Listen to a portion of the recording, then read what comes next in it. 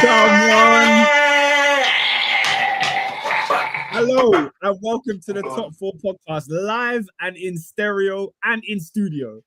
My name is Oscar. I'm your host for this evening, and I'm joined by the panel that's in the illustrious Top 4 studio, and I'm going to introduce them one by one.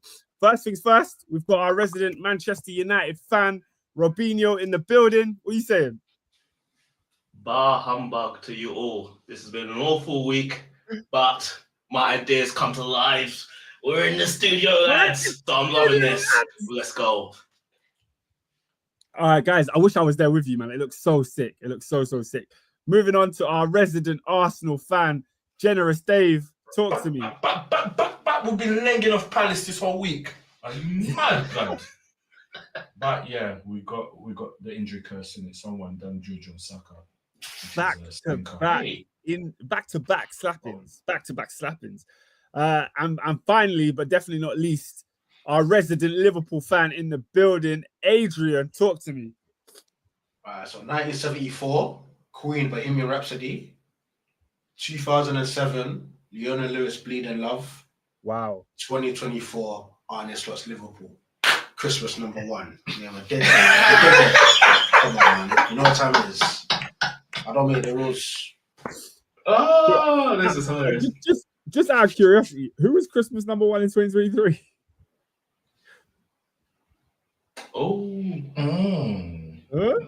Interesting question. That's an interesting question. Who was top of the league at Christmas last year? I believe it was the Arsenal. Was it Arsenal? I think so. Something told me it was. Interesting. All right, so I'm going to jump in with some comments before we get to our highlights of the week. Mirad is in the building. He said, good evening to the greatest football podcast to air on a Monday night when it's only right for Jesus to be player of the week. And yeah, it's Christmas after all. It is Christmas. So big him up. But Mandem, what's been going on? I know it's the final week before Christmas. Everyone's busy. Last minute shopping. Rare tear. Robin, what's your highlight of the week? Oh, what's my highlight of the week? I would say, you know what? I got one of the best Belgian chocolate presents that came through from the boss man. And honestly, do you know when like you taste chocolate and it's like, yeah, this is European chocolate. It's not them UK ones. It's not them ones that are a bit crunchy, a bit sticky. No, this was chocolate. It's a different one. It's a different one. Question. Yeah. Is it better than Lindor? Oh, UK one? Yes. Not the Swiss one. If you go to actual Switzerland and have it, yeah, then there's difference. Different. Yeah, I hear that, man. Oh, yeah, that's my highlight of the week. David, we'll get into the football, don't you worry. David, any highlights? Yeah, the Ukrainian beating that Dosa. Wow. In Manchester again. Wonderful scenes. And AD, we got any highlights from you, bro? Yeah, man. Obviously, Christmas parties, articulate champion over here. And you know what? I actually listened to Eddie Howe's interview with Simon Jordan. Phenomenal. Like, it gives you a real insight into like his mind, and I feel like it's both from a different cloth, man. Hey, do you know what? Yeah, Simon Jordan is my guy, man. Simon Jordan, my guy, bro. I like his content, bro. Always have done, man. Always have done. I don't really have a highlight, you know. This week was good, chilled. Like you said, Adrian, office Christmas party. That was nice. Actually, my highlight is the week. I made my debut this week, actually. I made my debut at Eden Lounge. I don't know if you guys know about Eden Lounge, but I do know Eden Lounge. I made my debut this week. What are you doing? Actually, I do know what you're doing now. I saw the Instagram. Yeah, I know exactly what you're doing. For my first minutes at Eden Lounge, I can't say I'll be returning. I don't think I'll ever return, but it was a fun experience nonetheless. You can return. Yeah, it's not really my vibe. It's not really my vibe, you know. It's not really my vibe. But Mark will greet you outside. That's what. Yeah. Bro, Canning Town is a dump. But anyway, let me. I beg your pardon. He's got the truth station, but what else is there? Goodness, Eden. Step out the police station. Wow. Yeah, it felt like I'm in industrial places. But let me move into the comments. Baraka's in the comments. He says, "Big up the best podcast to air on a Monday afternoon when we take time and remember why we celebrate Christmas. Merry Christmas to you all the way from the A. Hashtag stuck in my Georgia ways." Hey guys, have you not heard that Georgia ways tune? No, not yet. Do yourselves a favor, yeah. There's a song called "Stuck in My Georgia Ways" by Quavo and a bunch of country singers, yeah. And it's just the coldest thing ever. You know when they mix rap and country, it's just elite. But anyway, moving on to Nat.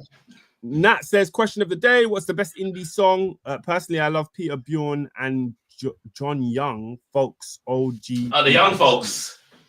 The classic whistle song.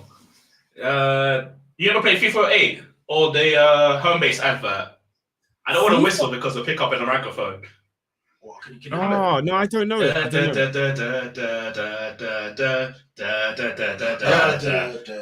Yeah, that one.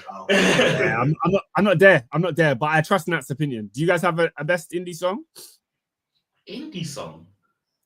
For me, it's the song. It was on it was on FIFA, I think like FIFA 02. It's by the Gorillas. It's called Get the Cool Shoe Shine. Big tune, man. Big tune. Well, what I say is Imagine Dragons indie. Yeah, man. Let's throw them in there. Then On Top of the World. Yeah. That song in particular. Yeah. Let me go through some more comments. Hold on, one point, yeah.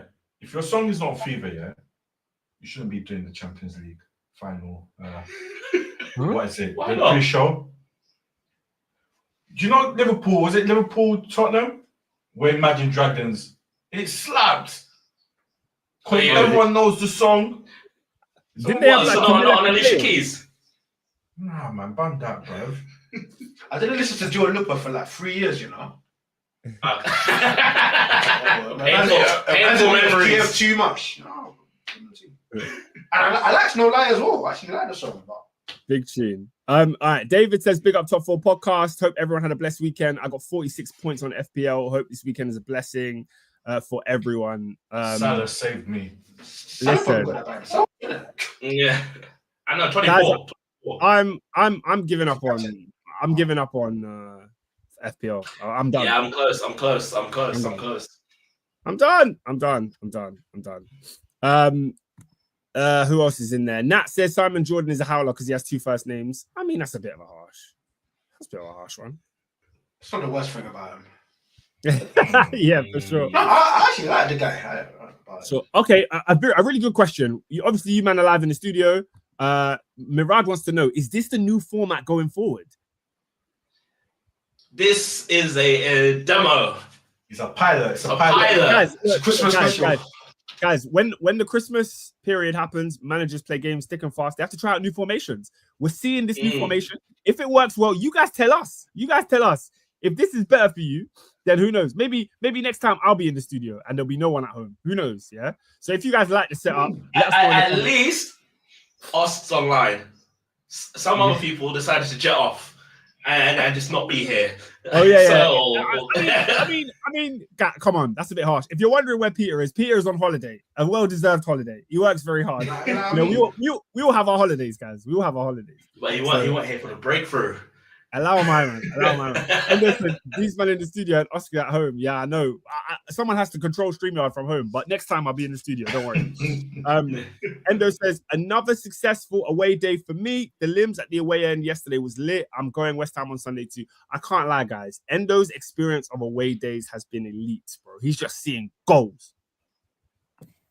Bro. I don't really DM me, bro.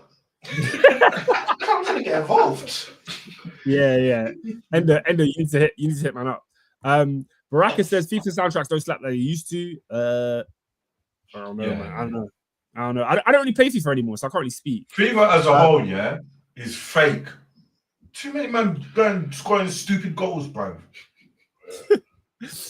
Endo said FIFA 16 is the best soundtrack. Do you man agree with that? Mate.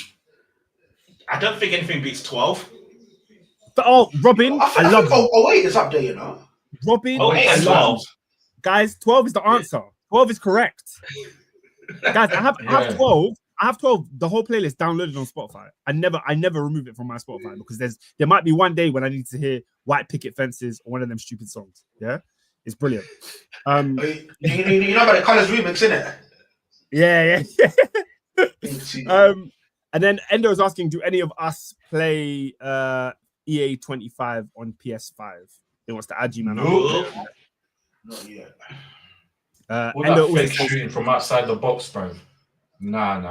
A lie. I heard it's a bad game, you know, like the reviews, like people generally had enough of it. But they've ruined it, man. And then finally, Baraka says FIFA 12 is elite. Endo says FIFA 13. Nat says one song that will never be on FIFA is that Future with Rick Ross, because man was talking about Molly and champagne.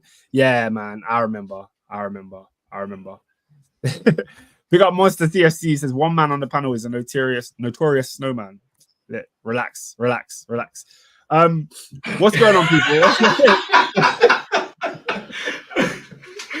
Let's get into the football though. Obviously, big game, Sunday night classic, Liverpool versus Spurs. To be honest, this game never really disappoints, innit? But Liverpool smashed Spurs again. I don't know where we go first. Do we talk about Ange's collapse, or do I just throw it over to Adrian to talk about what it feels like to be top of the league? Let Adrian talk. Adrian Talk about Christmas. Yeah, you have the floor. Yeah, boom. I think obviously with the nature of Spurs, you know what they're gonna give you. They're gonna give you space. They're gonna give you time. They're gonna try and be expansive. And bro, even from like the second minute, like Fraser Forster literally wanted to give us the game. There was a time where like Salah couldn't even believe he's like, you know what I mean? And I think for me, you have to look at Ange and say, well, at this point, what is it? Like, are you just willfully not sabotaging, but are you just so stuck in your ways that you're gonna have the arrogance to play against Liverpool in the state that you are? And I think it's sort of typified. Three things sort of typified why we blitzed them. I think like in fairness to them, I do think they've got a lot of injuries. That they literally played an 18-year-old Archie Gray at centre half. You know what I mean? It's ridiculous. B, I think us being able to rest players in midweek, and I also think us not having to play that Everton game as well, meant that we had sort of extra legs within us. And then I think the third one, I think we need to get onto this manager and just his insistence to play this one way. You saw how Arne Slot was very flexible with how he went about things, i.e., I'll give an example. I think Arne Slot is very risk adverse. He hates wasting possession. But I haven't threw it up in the group. I felt like there was an instruction for Trent to sort of get balls in behind, because you know what this Tottenham side are. I thought for someone like Dominic Szoboszlai, it was like recess for him. Like it was like box park, and he had a whale of a time. And you know what? I think Spurs, they like to boast about their stadium. They've got a gastropub or whatever the hell they call it, and they can pour 1 million pints a year. Yeah, I can tell, because half your players were yacked, and literally Szoboszlai had the freedom of the fields to just run wherever you wanted to. So yeah, I think Tottenham. I think that's sort of the perfect game for us. When you've got a 37-year-old Fraser Forster, they can't play football and he can't get down, and he's getting dunked on by 5'10" Alexis McAllister. Yeah, man, I think Tottenham made it really, really enjoyable for us. And you know what? We slapped 6 past them. How dare you go to another place, an away day, and slap 6? I don't care where you go. That's a phenomenal feat, man. So yeah. Does the conceding 3 bother you? You know what? When I actually look at the nature of the goals, I think the first one, I think McAllister, it's poor from McAllister. I think he's far too weak. Excellent finish from Madders. I think the second one, equally excellent finish from Kulusevski. Third one, I think, for me personally, I think Virgil was just way too casual in allowing Solanke to get that. But ironically, you say, so you can see 3 goals and you think, that's a bit weird. But I actually thought centre halves, particularly Gomez was actually played well. But I think as a whole, as a team, I think we took our foot off the gas a little bit at 5-1. I think we got a little bit too complacent, and I'm sure Arne Slot. Well, I was going to say he's pulling his hair out, but I'm sure he it's like me, man. It's like me. Yeah, I mean, stress. But I'm sure he would have given some of those players, his mind, because even one of the goals, Curtis Jones, someone's just running off him. whilst it's concerning to concede 3 goals, I think when you look at it within the context of the game, I do genuinely think that poor moments and devastating Tottenham. Because if you think about this Tottenham side, they've got so much quality. And I think that's something that's really underrated. I think, you talk about, your Madisons, your Kulusevskis. I think Solanke will get them goals. So they can hurt you. And I think it's Son, of course, even though he's waning in his powers, they can hurt you. So I think it's just one of them ones, really. Yeah, but I mean, to Robin's question, obviously 3 against Spurs. You conceded 2 against Fulham in the last game, 3 against Newcastle in the game before that. And then further down the line, there was Southampton where you also conceded 2. So is it something that we're seeing as a problem because of the Konate absence? Or is it is it a system thing where Slot is just saying, I'm going to outscore these teams and not really worry about how much we're letting in? No, I certainly think with the way Arne Slot is, he's still banging on about that Forest game. He strikes me as like a perfectionist. Like, I don't think that's a distraction from him at all. I think mentioning the Konate thing, I think in big part of that is that, because you look at that Newcastle game, I don't necessarily think Gomez was great. I think with this game in particular, I think it was moments of quality. So I don't necessarily think. I think it's just been a bad couple of games, honestly. I think it's been a bad couple of games. I don't necessarily think it's indicative of a wider problem. And when Konate does actually come back into the squads, we should stop conceding at the alarming rate that we are again.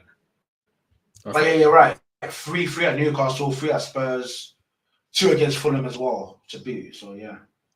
Can I keep it a buck with you, man? Because I think as the season has gone on in it, I've been quite negative on the Liverpool winning streaks. Because I've just been like, I look at the team and I see so many faults and flaws like that. The fact that they're conceding a lot of goals, not really dominating games. But I'm getting to a point where how can you continue to fault a team that keeps on winning? Like, even though you had that blip against Fulham, you're right back at it the next week, slapping teams, scoring goals for fun. So does it look like it's going to be your year, Adrian? You came in here singing about Christmas number 1.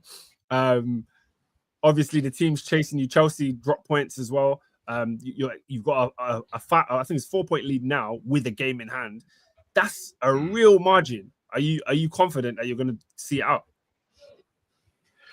Yeah, bro, I'm gonna be real. Like, I think people have poo-pooed our title credentials a bit too much for my liking. I think when you look at Liverpool as a whole, we've got 4 decisive, bona fide match winners in our midst.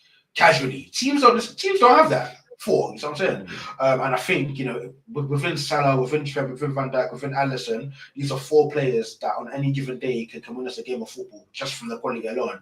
Trent and Salah sort of showed us what they were on last night.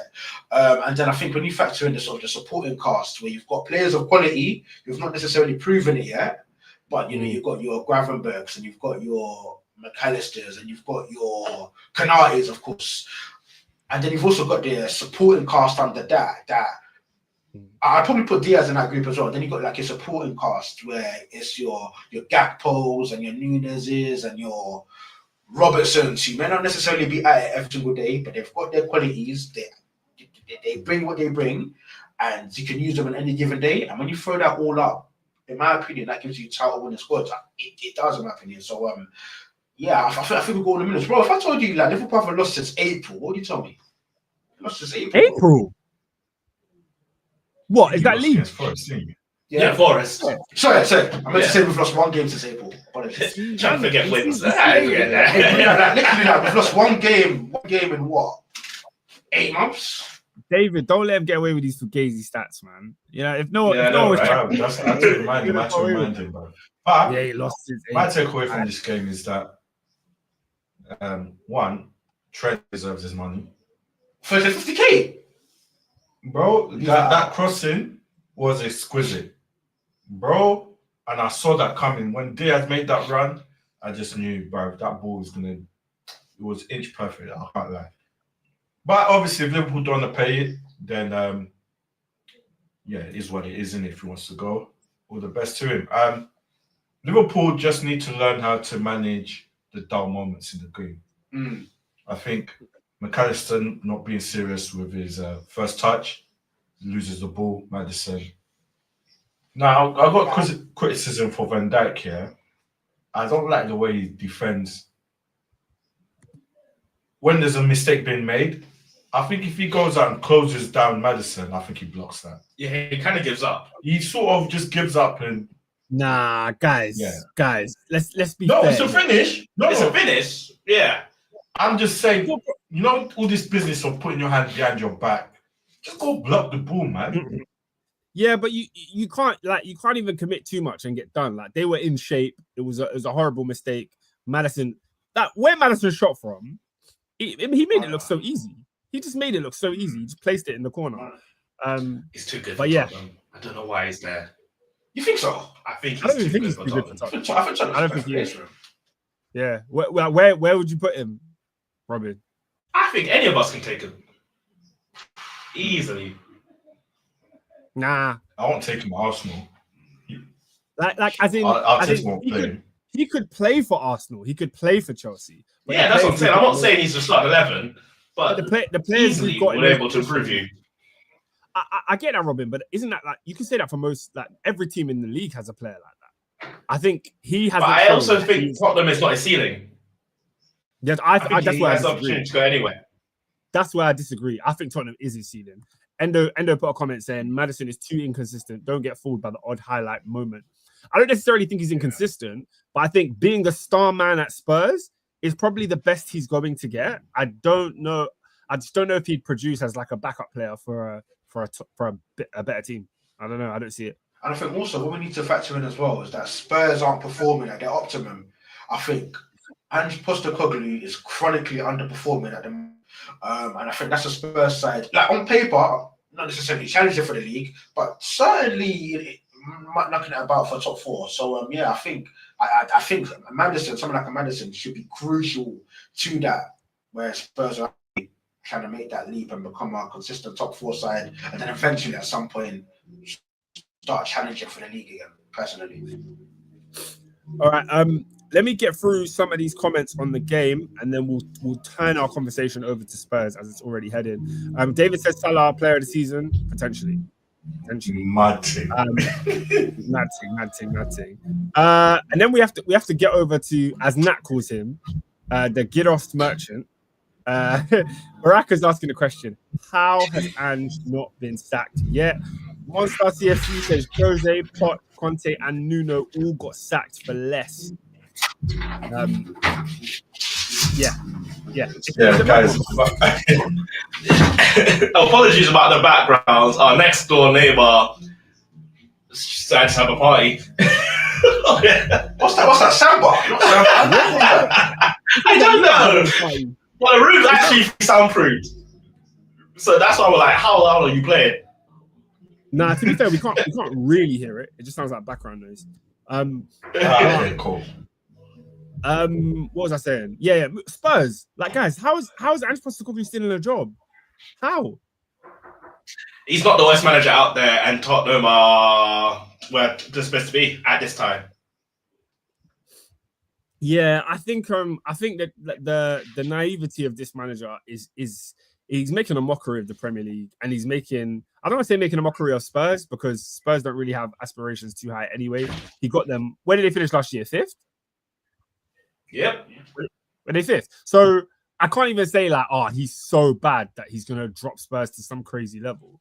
But let's be clear, they're never going to compete. They're never going to fulfill their aspirations playing football like this, having this naive display where there's only one way of playing. I'm not too keen on this Ange project. Like, I'm just not. I was with it last season. Huh? As in, what do Spurs do now? I don't think there's a shortage of top managers. Like, I think, I don't know, man. I think that the coaching in this game now is almost more important than the players. They don't have the worst squad in the world, but they're just not going to get to the next level with Ange. They're just not. I think there was opportunity for them last season. Huh? The problem with Tottenham, is okay. You get a Gareth Bale. Look at all the world-class players they've got. They had over the years Gareth Bale, Modric, Berbatov, Carrick. Anyone else? I can't believe you ain't putting Kane in there. Okay, Harry Kane. Yeah. Sorry. They hate Kane. These Arsenal fans hate Kane, man. AK, bro. AK. I was waiting.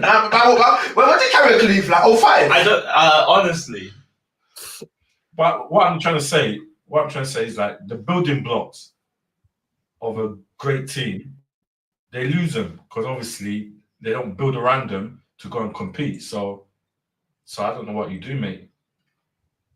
Well, I controversially feel like Spurs have so many good pieces wherein he doesn't. And I think the frustrating thing with Ange is I genuinely think Ange just has some qualities. I genuinely think Ange is good at what he does.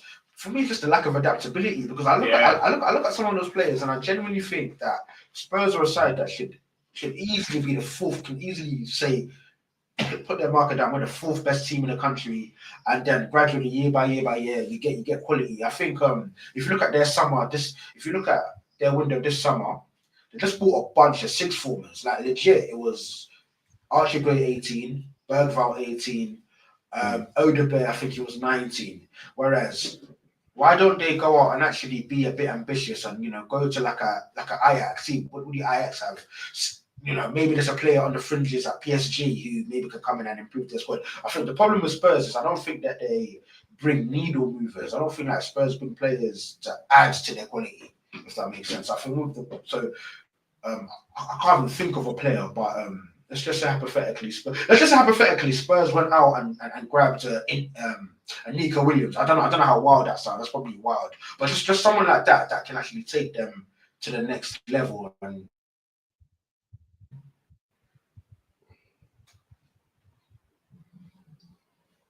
Yo, ask you there. I'm here. I don't know what's going on, but I'm here. I'm having internet troubles. Clearly. No, yeah, we can hear you clearly. Oh, you can hear me, yeah? It's buffering for me. It's buffering, but yeah, man. The Spurs situation is a weird one. Like Ange was a risk. Coming from Scotland, playing managing in Japan. And then he's Australian and Greek. It's like, where are we? Like 60s. Where's the football? Where's the football heritage coming from? Any of those nations? Like, it's not. I don't mean to make it about nationality, but bruh, it's looking scary. Endo says they brought Odebear and Timo Werner. They're not serious. That Werner signing for me was the biggest red flag on the worst signing. Yeah. That for me showed me he does not know what he wants, does not understand, and. So to make the signing of Werner when you already have Brennan Johnson is just stupid. Endo said, Oscar, don't do that. You was booty licking Ange last season, first 10 games. First of all, booty looking is crazy. Yeah, that's absolutely obscene. I praised him for winning games that he was winning and playing an attractive brand of football, which he was doing. I think all of us on this podcast collectively threw Ange down the river when he started that game against Chelsea, when he started to play with a high line, when he had 9 men. Okay, that was when we threw away Ange. That was when we washed our hands of this guy. So up until that point, bro, they were winning games. They was doing all right. But that game showed us who he was, and he has not changed. As the Leopard has not changed his spots. He is the same guy. He feels like we have to play this way. This is who we are. We're brave, mate. We attack. We don't defend. We don't change our styles. Look. Big up him, innit? Big up him. If that's how you want to play, cool. But this is the English Premier League. Have some flipping respect. All right? You can't... You've got the highest goal-scoring team in the league, but you can't keep a clean sheet. Sort it out. How about some balance? Oscar, like, I get like he's got Mickey van der Ven, he's got Romero, right? They literally play on a halfway line, fine. You then go and you've got Draguzan and Archie Gray, 18-year-old Archie Gray, doing the same thing. It don't make no sense, bro. Come on. At some point, you have to coach. You have to manage the situation. Yeah, bang on. Nat says Peter from the jump was the only man to never rate him. To be fair, Peter got onto all of us for rating Ange. But the thing is, though, but Peter hates Spurs. He just hates Spurs. So while I get he jumps on, but I can't take it seriously. Look how long it took for him to get Harry Kane on his side. And we will say this guy's good. What's he on his side? Nearly 5 years. Is he even He literally said this word for word. the things you love Ange for today will be the things you crucify him for in 18 months. He literally said it. And lo and behold, because at the start, he's so brave, he's so progressive. Oh, he loves to attack. I love it. Now we're saying, hang on a minute, bro. Balance. So, he did have a point. For me, it's more when plan A doesn't work, there's no plan B. There's none. That's my issue with Ange. There's none. I just looked at their fixtures from last season. They were slapping teams in the beginning, and then it just got nah. Yeah, Endo says, "Hey, these angle changes are moving me." Hey, He's loving it, man. He's loving it. Shout out SW6 in the building. You can see on the microphones what it says SW6 X London, man. Endo says Peter was gassing up Oliver Skip not too long ago. Don't take him seriously. Was he really? Skip. I don't remember. I don't remember this. I don't remember. Although you know what, when Skip was like 19, it was he had a bit. I don't know. Had a bit of something to it. No, I was never onto the Skip guy. Final comment on Spurs or Peter in general. Nat says, Endo, I listened to old pods, and if you saw the way he defended Joe Hart in 2017, it was criminal. Everything he defended Joe Hart for, he backs Pickford for now. But Pickford is at least better than Joe Hart was. But still. Criminal. Was All he? right, guys. Huh? Is he? Yes. What did you say? Joe Hart or Pickford? Joe Hart, bro. I was about to say Joe What? Hart. Are you not crazy? Yeah. Joe Hart was a better keeper than Pickford. Absolutely. Yes. Nah, you Guys, man they're are both trash, fucking- mate. No. Sorry. Joe Hart, No. from Man City. It's not about Prepare. if they're great or trash. Who's better? bro. No, it's not about who's better. Joe Hart was a brilliant goalkeeper in his day. Absolutely. Nah, man. Guys, Joe Hart had like one hot season. Wow, Birmingham. I know what you're gonna erase the Man City career as well. He's got like 3 goals in the Who was he at before City? So he was at like Shrewsbury Town or whatever. Then he got moved to City. Then he had a loan in like 2010 to Birmingham. And then he was like City's keeper for like 4 or 5 years. He was a good Premier League goalkeeper. Bro, I can't feel lie. Like, the issue with Hart was he used to get pammed. He used to get pammed quite a bit from Rangers. Yeah, bro, I always thought they got pammed. I always thought like he was same level as Pickford, but in my opinion, Pickford's England career has probably been one of the best goalkeepers since like Shilton and them, man. So yeah, there's a bit of there's a debate there. Maybe it's closer than I thought, but I did not rate Joe Hart. But anyway, we've discussed Liverpool, who are in the title race. We've discussed Spurs from North London. Let's move it over to the other side of North London. Arsenal, keeping the pressure on Liverpool and absolutely smashing Crystal Palace twice in 1 week. David, are you back? We're looking good. Everyone's scoring goals. Havertz scored. Jesus has found his form. Let's thank Jesus for that. Yeah, it looks like we're clicking, but you know, Saka's injury is a bit of a. Yeah, that doesn't look great, but we're in the semi-final, and yeah, we're back. 3 points, 4 points behind Liverpool. What did you think? What did you think of the game? Because I thought it was a tough, like the everything about it just felt off to me. I looked at Arsenal's kit. I looked at the rain. Saturday 5:30. I don't know why. I just thought this was going to be a tough game for Arsenal. I thought Palace were really going to rise it for them, and really and truly, it wasn't tough at all. Like they had their spells, Palace, but Arsenal seemed always like the team that were going to win the game. Do you feel like when it comes to Arsenal and their attacking troubles of like not being able to score from open play, do you feel like that was all Fugazi, or do you think there were some genuine issues that you needed to resolve? I think what it is, when you get your Palaces, Forest, I know Forest are in the top 4 at the moment, I think. No, they are. Yeah. So obviously we beat them comfortably at Emirates.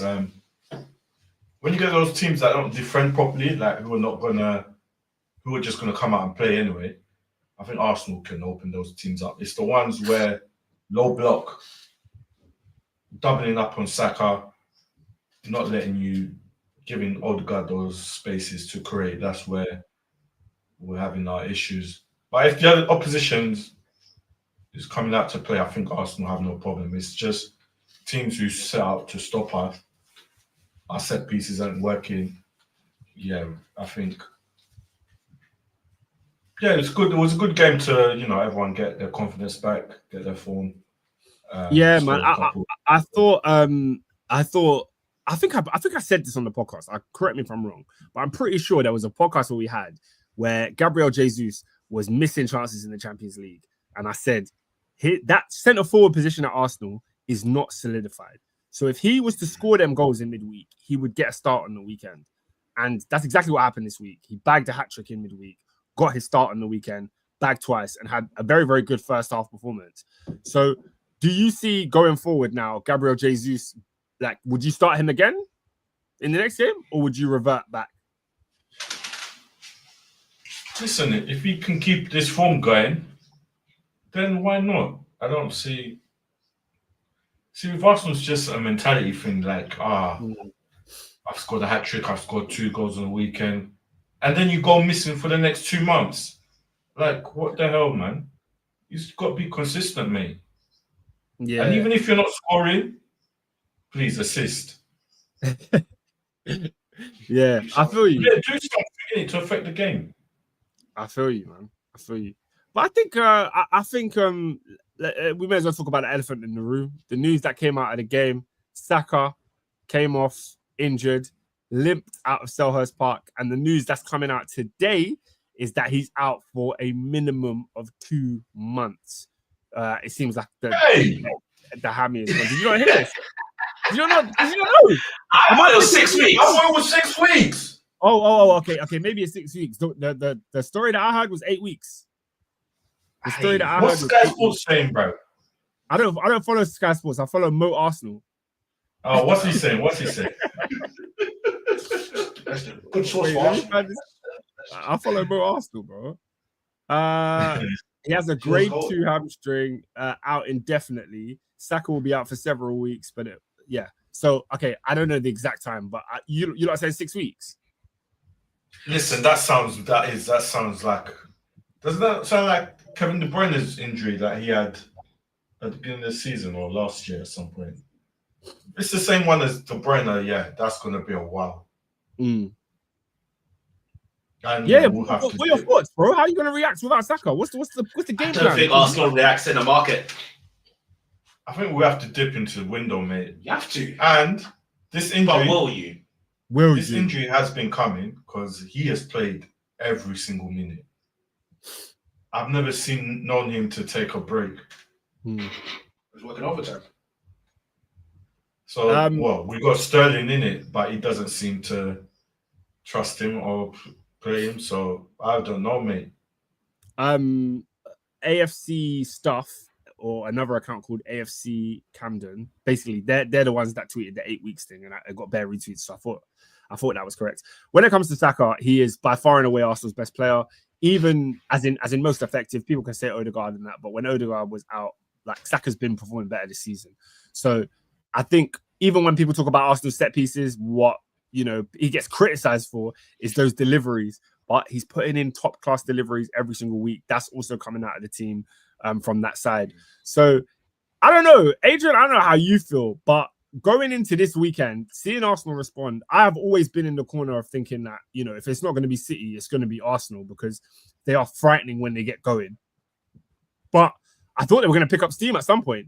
This Saka injury is a huge derailer in their title race. I don't see Arsenal going the distance, winning all of the games they've got in January without Bukayo Saka on the pitch. It doesn't compute to me. They could do it. But Adrian, how do you feel about this, considering your team is in pole position at the moment and they're chasing you? I think Bukayo Saka, he's what Mo Salah is to Liverpool. Obviously, Bukayo Saka is to Arsenal. He's central to everything. I think even that little sort of like trident where you got Saka, Odegaard, Timber. it's just so it's brilliant. Probably one of the best right hand sides in Europe, and I think losing any team to lose a player of that quality. If Liverpool lose Salah, if City were to formerly City were to lose Haaland, if Chelsea were to lose Palmer, it's so detrimental to your team. But I think what I want to see now is a response, and if I'm an Arsenal fan, I want to see a response from the boards. Here's the situation. Our front line was hanging on by a seam as it was. Our front line, in my opinion, wasn't good enough anyways. And that's even with the brilliant Saka. Saka's now down. So we need to get the checkbook out and we need to go and grab forwards of quality that can help stabilize us and then potentially push us over the line. Because right now, it's a thing where if Arsenal don't act, this could essentially be title over. Because so that's one thing. And I think secondly, who's going to rise? Who's going to step up? We've seen Gabriel Jesus, an upturn form from him.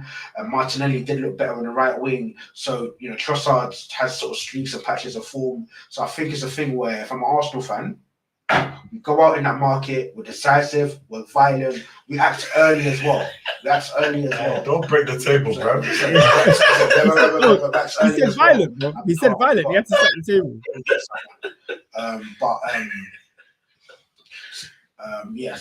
That's my thing. That's my thing as if I was a fan.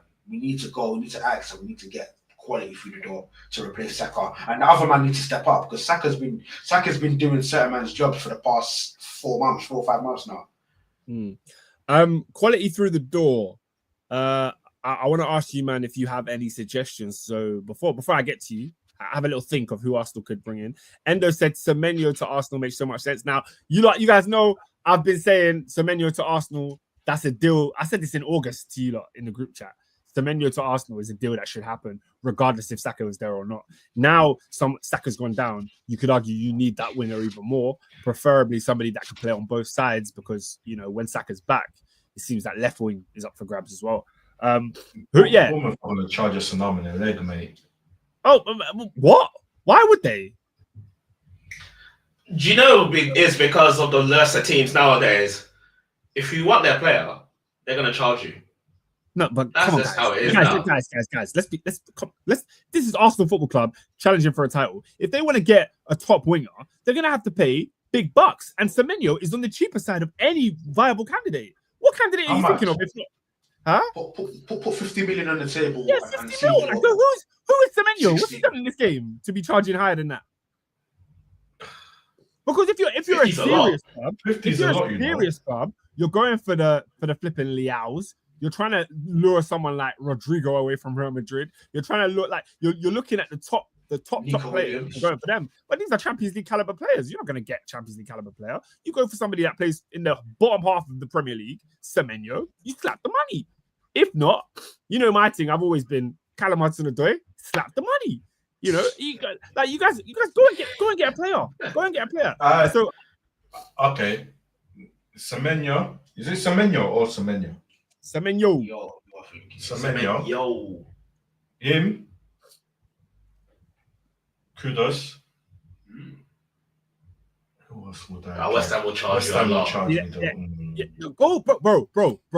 Mohamed Kudus is worth the money. Like, I can understand someone like Semenyo, big risk. Mohamed Kudus, but they will charge you 80 mil. That's just how West Ham operate. Nah, man, you can haggle, man. You could do a swap. Bro, they fleeced us from Rice, blood. It was worth it, but mate. Declan Rice was their 2-time Player of the Year Academy boy that won them a European Cup. Kudus is not that. So Kudus is their player of the season. He's a top player, but because when I said to you what Arsenal going to do, all three of you said go in the market, go strong. Adrian said be violent. So my question is, you can't be flinching at price tags of Kudus. Like, you can't.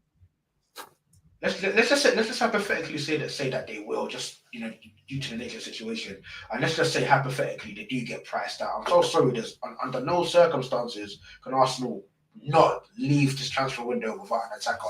I don't necessarily know an awful lot about this guy, but let's just say you want to be a bit risque, Bakayoko at PSV, for instance. Something. Arsenal just need something through the door that can sort of help them stabilize at the moment and then kick on. Because I think my thing is, and what the point I agree with on Peter is this: if you're 4 or 5 points behind, and then you get into the crunch time, March, April, you can conceivably still win this league. So yeah, for me, like sitting on your hands, Arsenal just have to do something. I don't care what it is, but they have to do something, and that's to be of suitable quality. That's it. I don't know if they want to go in the league, fine. If they want to look in League On, if they look in Belgium, whatever it is, they need to do. I think we can't get another Trossard. We need to get someone better than him because we got him in January last. Was it last year or the first title run? I think it was the first title run. Yeah, it will have to be better quality than Trossard. We need a star on that left-hand side or right, whatever. Yeah. Who is that guy? Who is that guy? The scouts at Arsenal need to get working. If you're adamant about getting a winger, if you need one that plays on the left, I know a guy from Ukraine. I would happily drive him to North. Hey, no, bro, you can keep him. Hey, Ukraine are up right now. Come on, man. Ukraine Can he play? He can't play, man. Can he even play? What? Play?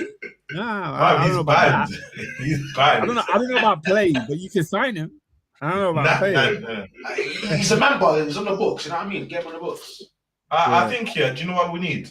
I think not how we plucked David Raya from Brentford. We need someone established. But even in Bournemouth, like there's talent out there. Brighton, head down there. Oh, they've got that 15. They've got that 15 attackers. Yeah, but don't get Adenigro. Just gonna shop for general Brighton. Yeah, go Adenigro. Isn't it Adingra? I don't know. But I don't think you dangerous.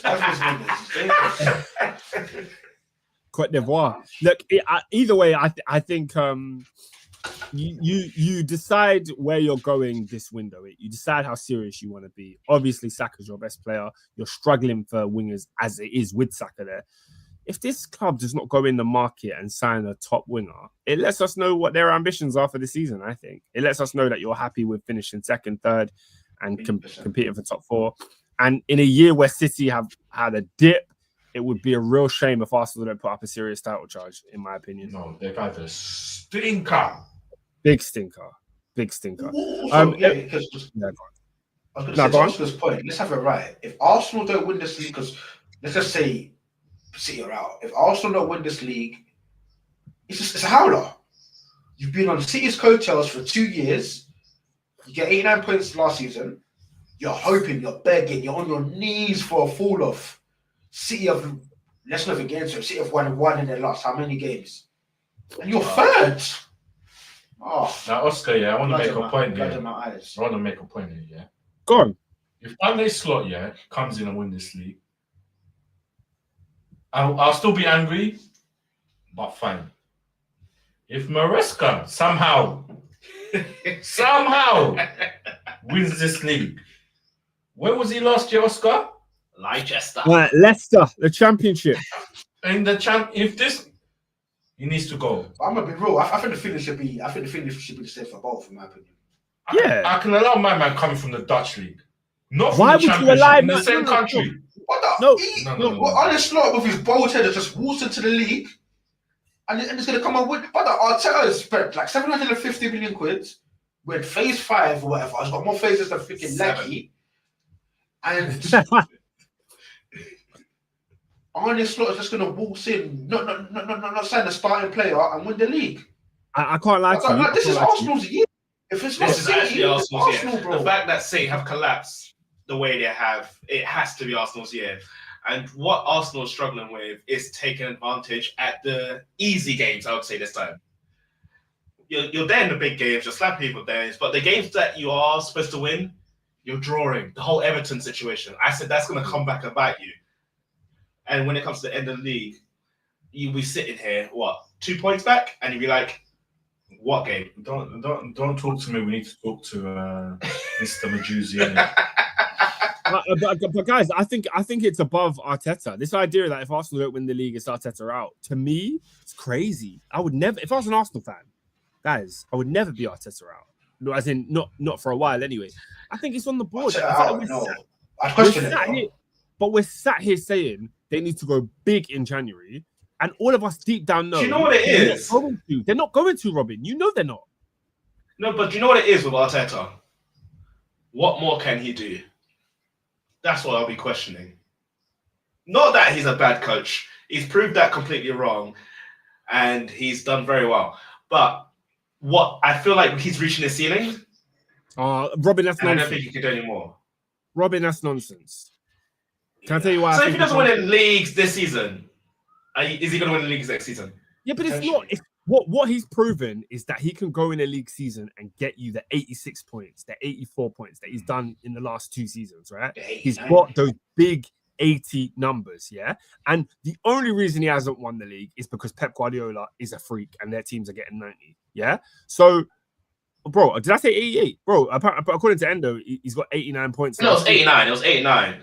89. But 89. I'm asking in the year that he's supposed to win it, and if he doesn't, we expect City to come back. But if he doesn't, but guys, if he doesn't, what are we doing? We are looking at this squad, Robin, and we're looking at a player like Martinelli on the left wing. And we all said before the season started, Martinelli had a bad year last year. He can't be the guy that comes in.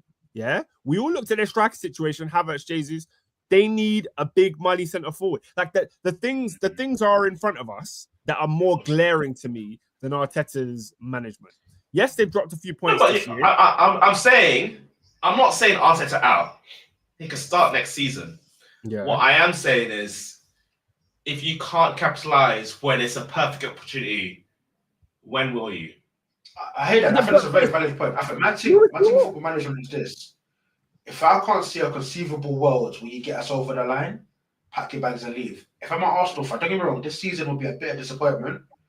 I still think Arteta eventually, with this group, will be able to get over the line. And I agree with Oscar. I even made this point earlier. Look at that front line. That's not a league-winning front line. Go and get a proper number 9, upgrade that left wing slot, and you can conceivably go and win this league. So I think Arsenal, don't get me wrong, Arteta's hampered himself, and you know, we definitely need to review it, and he definitely needs to scold him. But he can certainly win the league with this. Arsenal can still win the league this season, you know what I mean? Like as much as I still believe we've got it in the bag, Arsenal can conceivably win the league this year. I know what we say, you know what I mean? So they are still in a title race now. Endo says, why have football fans become so reactionary these days? Arsenal went 15 years without a Prem before Arteta. Why are they acting as though they was winning Prems? And then Nat says, no Prem or UCL this season, deport him to Siberia. That to me, I know he's being, he's exaggerating and he's saying the funny thing there, but I think that's crazy, guys. I think Mikel Arteta has proven he can take a team to a league winning points. He didn't win the league. Oscar, here's the thing, yeah. How long do I give a man to? Yeah, like you got. I always bring up Liverpool, but under Klopp, they were right there. They got 97, and then I think the next year was the COVID one where City fell off, and Liverpool capitalized. If you can't capitalize now, when? Because I did say, I've been saying for the past 2 seasons, at some point Chelsea will wake up, Liverpool will wake up, Man United, whoever. But okay, in those other teams, if they were to wake up, is it because of the managers that they've hired, or is it because of their spending that they've done in the window? No, but they're just gonna catch up. That's what you're naturally gonna do. Chelsea, at some point, we're gonna get it right, and look where you are. If they're $1 billion at it, something's gonna stick on the wall at some point. You know what I mean? It's not always gonna be City. City, there was gonna be a drop off. Then we should have been in the ascendancy, going, let's go. But anyway, it's early. But yeah, the 6 draws, it's a lot of ground to make up. And expect Liverpool to drop all those points, and us being perfect. Dave, can I ask you something, bro? Go on. When I said it like 3-4 weeks ago, well, actually, I suppose I maybe I've answered my own question. But when I said it like 3 weeks ago, why was it too early? And why are those same things now true today? What about the bottle job? No, just about the whole fact of you've dropped a certain number of points. Liverpool have to now drop these points. etc. But that's how I've always looked at the league. Like, we've given ourselves too much work to do, man. It's always these critical before Christmas. They count at the end because that puts more pressure on the games in April, May.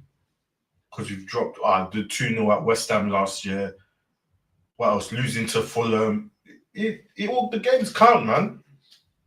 Yeah, 100. I think going back to the Arteta thing, I think that the conundrum for Arsenal fans is this: he's so close. Can he actually get us over the line, or is he just a Spanish guy with Southgate? That's ultimately the full process of an Arsenal fan. That's absolutely. I personally believe right. he can at some point, but fact of the matter is he hasn't. And Oscar, I would say, and especially last season will hurt, yeah, is because that Villa game was just. Why did you? That's my issue. Why did you change the winning formula that we had, and we went and lost that game? And that's what's cost us the league. Why did he change it? Was it injuries or? There was no injuries. He just moved Havertz into midfield when he was doing well at number 9. Yeah, and that's my thing. There's a little decisions there that you make. I think for those that listened to the podcast last week, Peter spoke a lot about what it takes to win the league, and he spoke a lot about what you do in the run-in. Obviously, you're talking about what Arsenal did in the run-in as well, but I think majority of the managers in world football don't get you to that run-in. They don't even get you there. Mikel Arteta has got you there 2 years running, and I think when you look at the squad is the reason you're not going to be there this year. It's not Arteta, in my opinion. Like, yeah, but that's my overall view with Arsenal at the moment. Where even under Wenger, I've brought up this point many times. We have the defense, no striker. We have the striker, no midfield. Finish the puzzle. Yeah. And then we see where I can then just look and judge you when the puzzle's complete. Now we've completed our defense, Calafori, Timber, our back line and goalkeeper. It's a Premier League winning defense. But what's happened? Injuries as usual, messing up the whole chemistry. Yeah. And that's always been my issue with Arsenal. Mate, keep everyone fit. Keep the team chemistry. Have Timber right back. Stop moving him left back this game, and then you get the Everton game where everyone is just befuddled, not knowing what to do because you messed up the whole thing. So, yeah, that's my thing. I think we'll do well. We'll challenge, but I don't think, we'll catch Liverpool unless they have a mad drop off as well. So, all right. A couple more comments on Arsenal before I move on. Peter's in the comments. Peter said, the title race is well and truly on. Wait in March, boys and girls. I think Peter has had about 4 mojitos today. He's probably on a beach in Mallorca. I did serious that for. Guys, Kill him off. that guy has his feet up on a beach in Mallorca. I don't know if he's even listening to us coherently. I don't even know. But big up him. You know what Peter's like though. He always has faith in Arsenal to do it in the title race. A couple of other comments. Endo is in here saying, David, give it a rest. You had Socrates and Mustafi and Leno a few years ago playing in Europa League football. Be grateful that you're in this convo. No, it's not about being ungrateful. I want to win the thing, bro. Yeah. Bro, 15 years, 20 plus years lifting the trophy, man, the Premier League trophy. I can see we're right there, and this is the missing pieces. Go get the pieces and then go.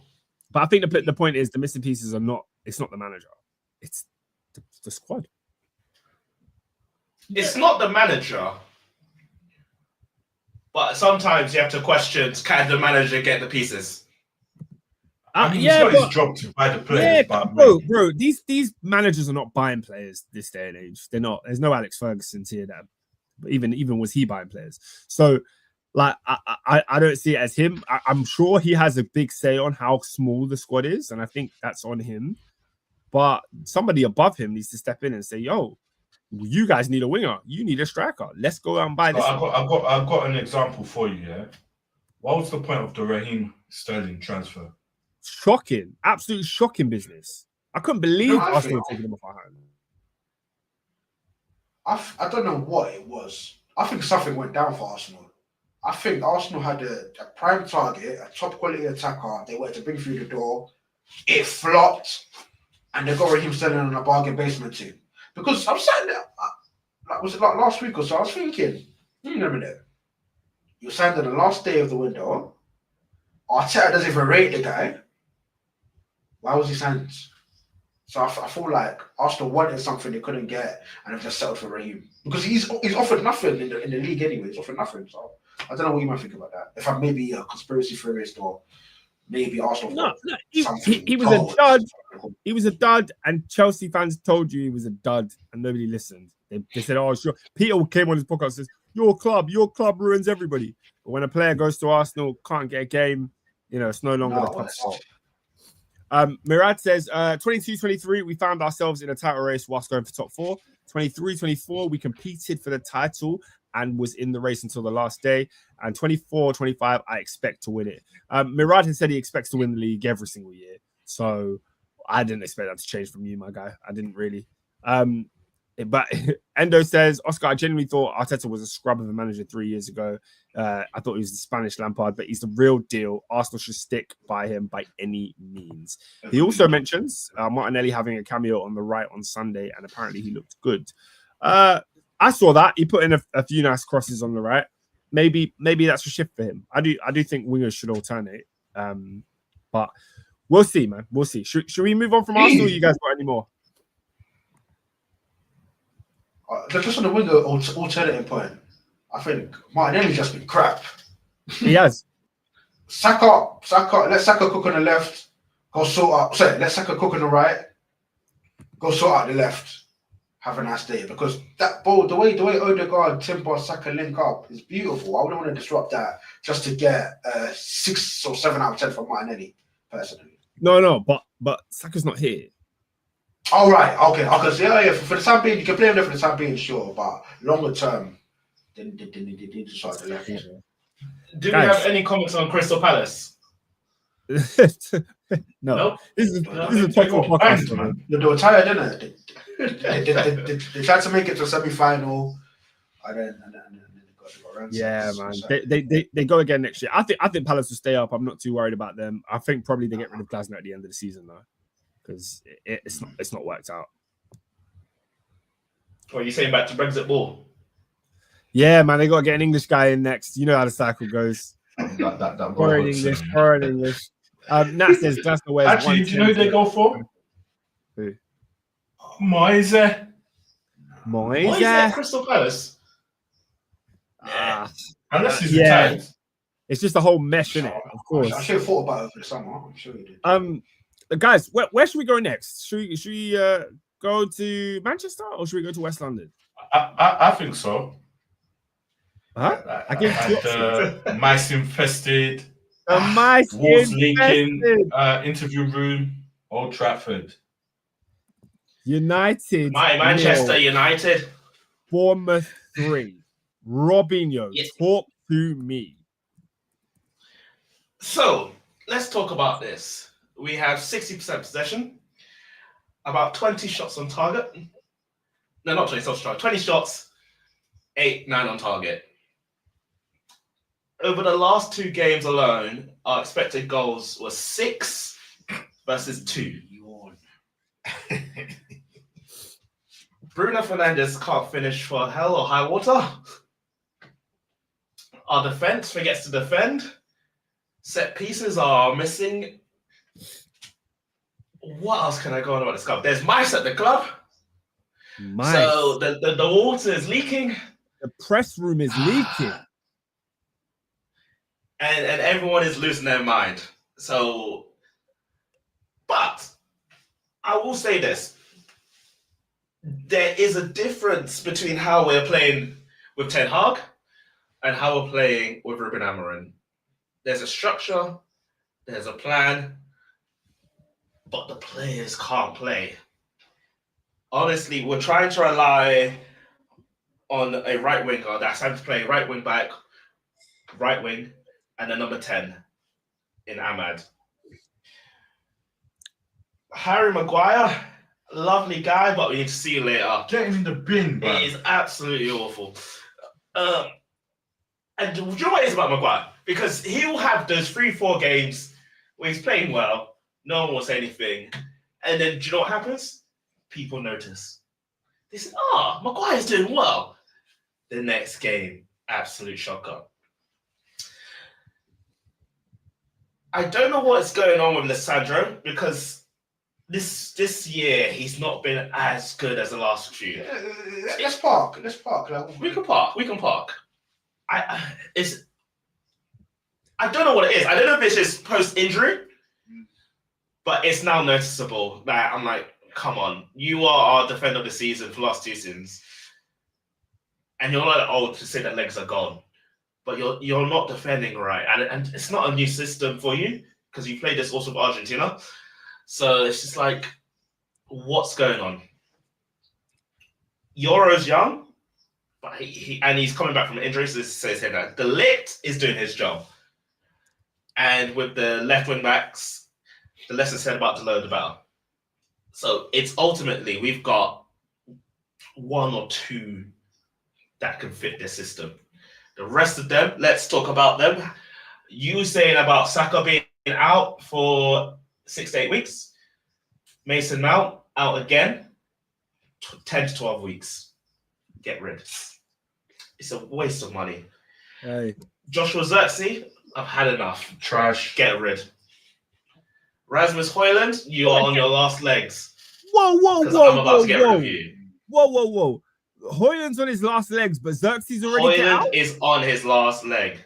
But why? Why does he have a leg when Xerxes is already gone?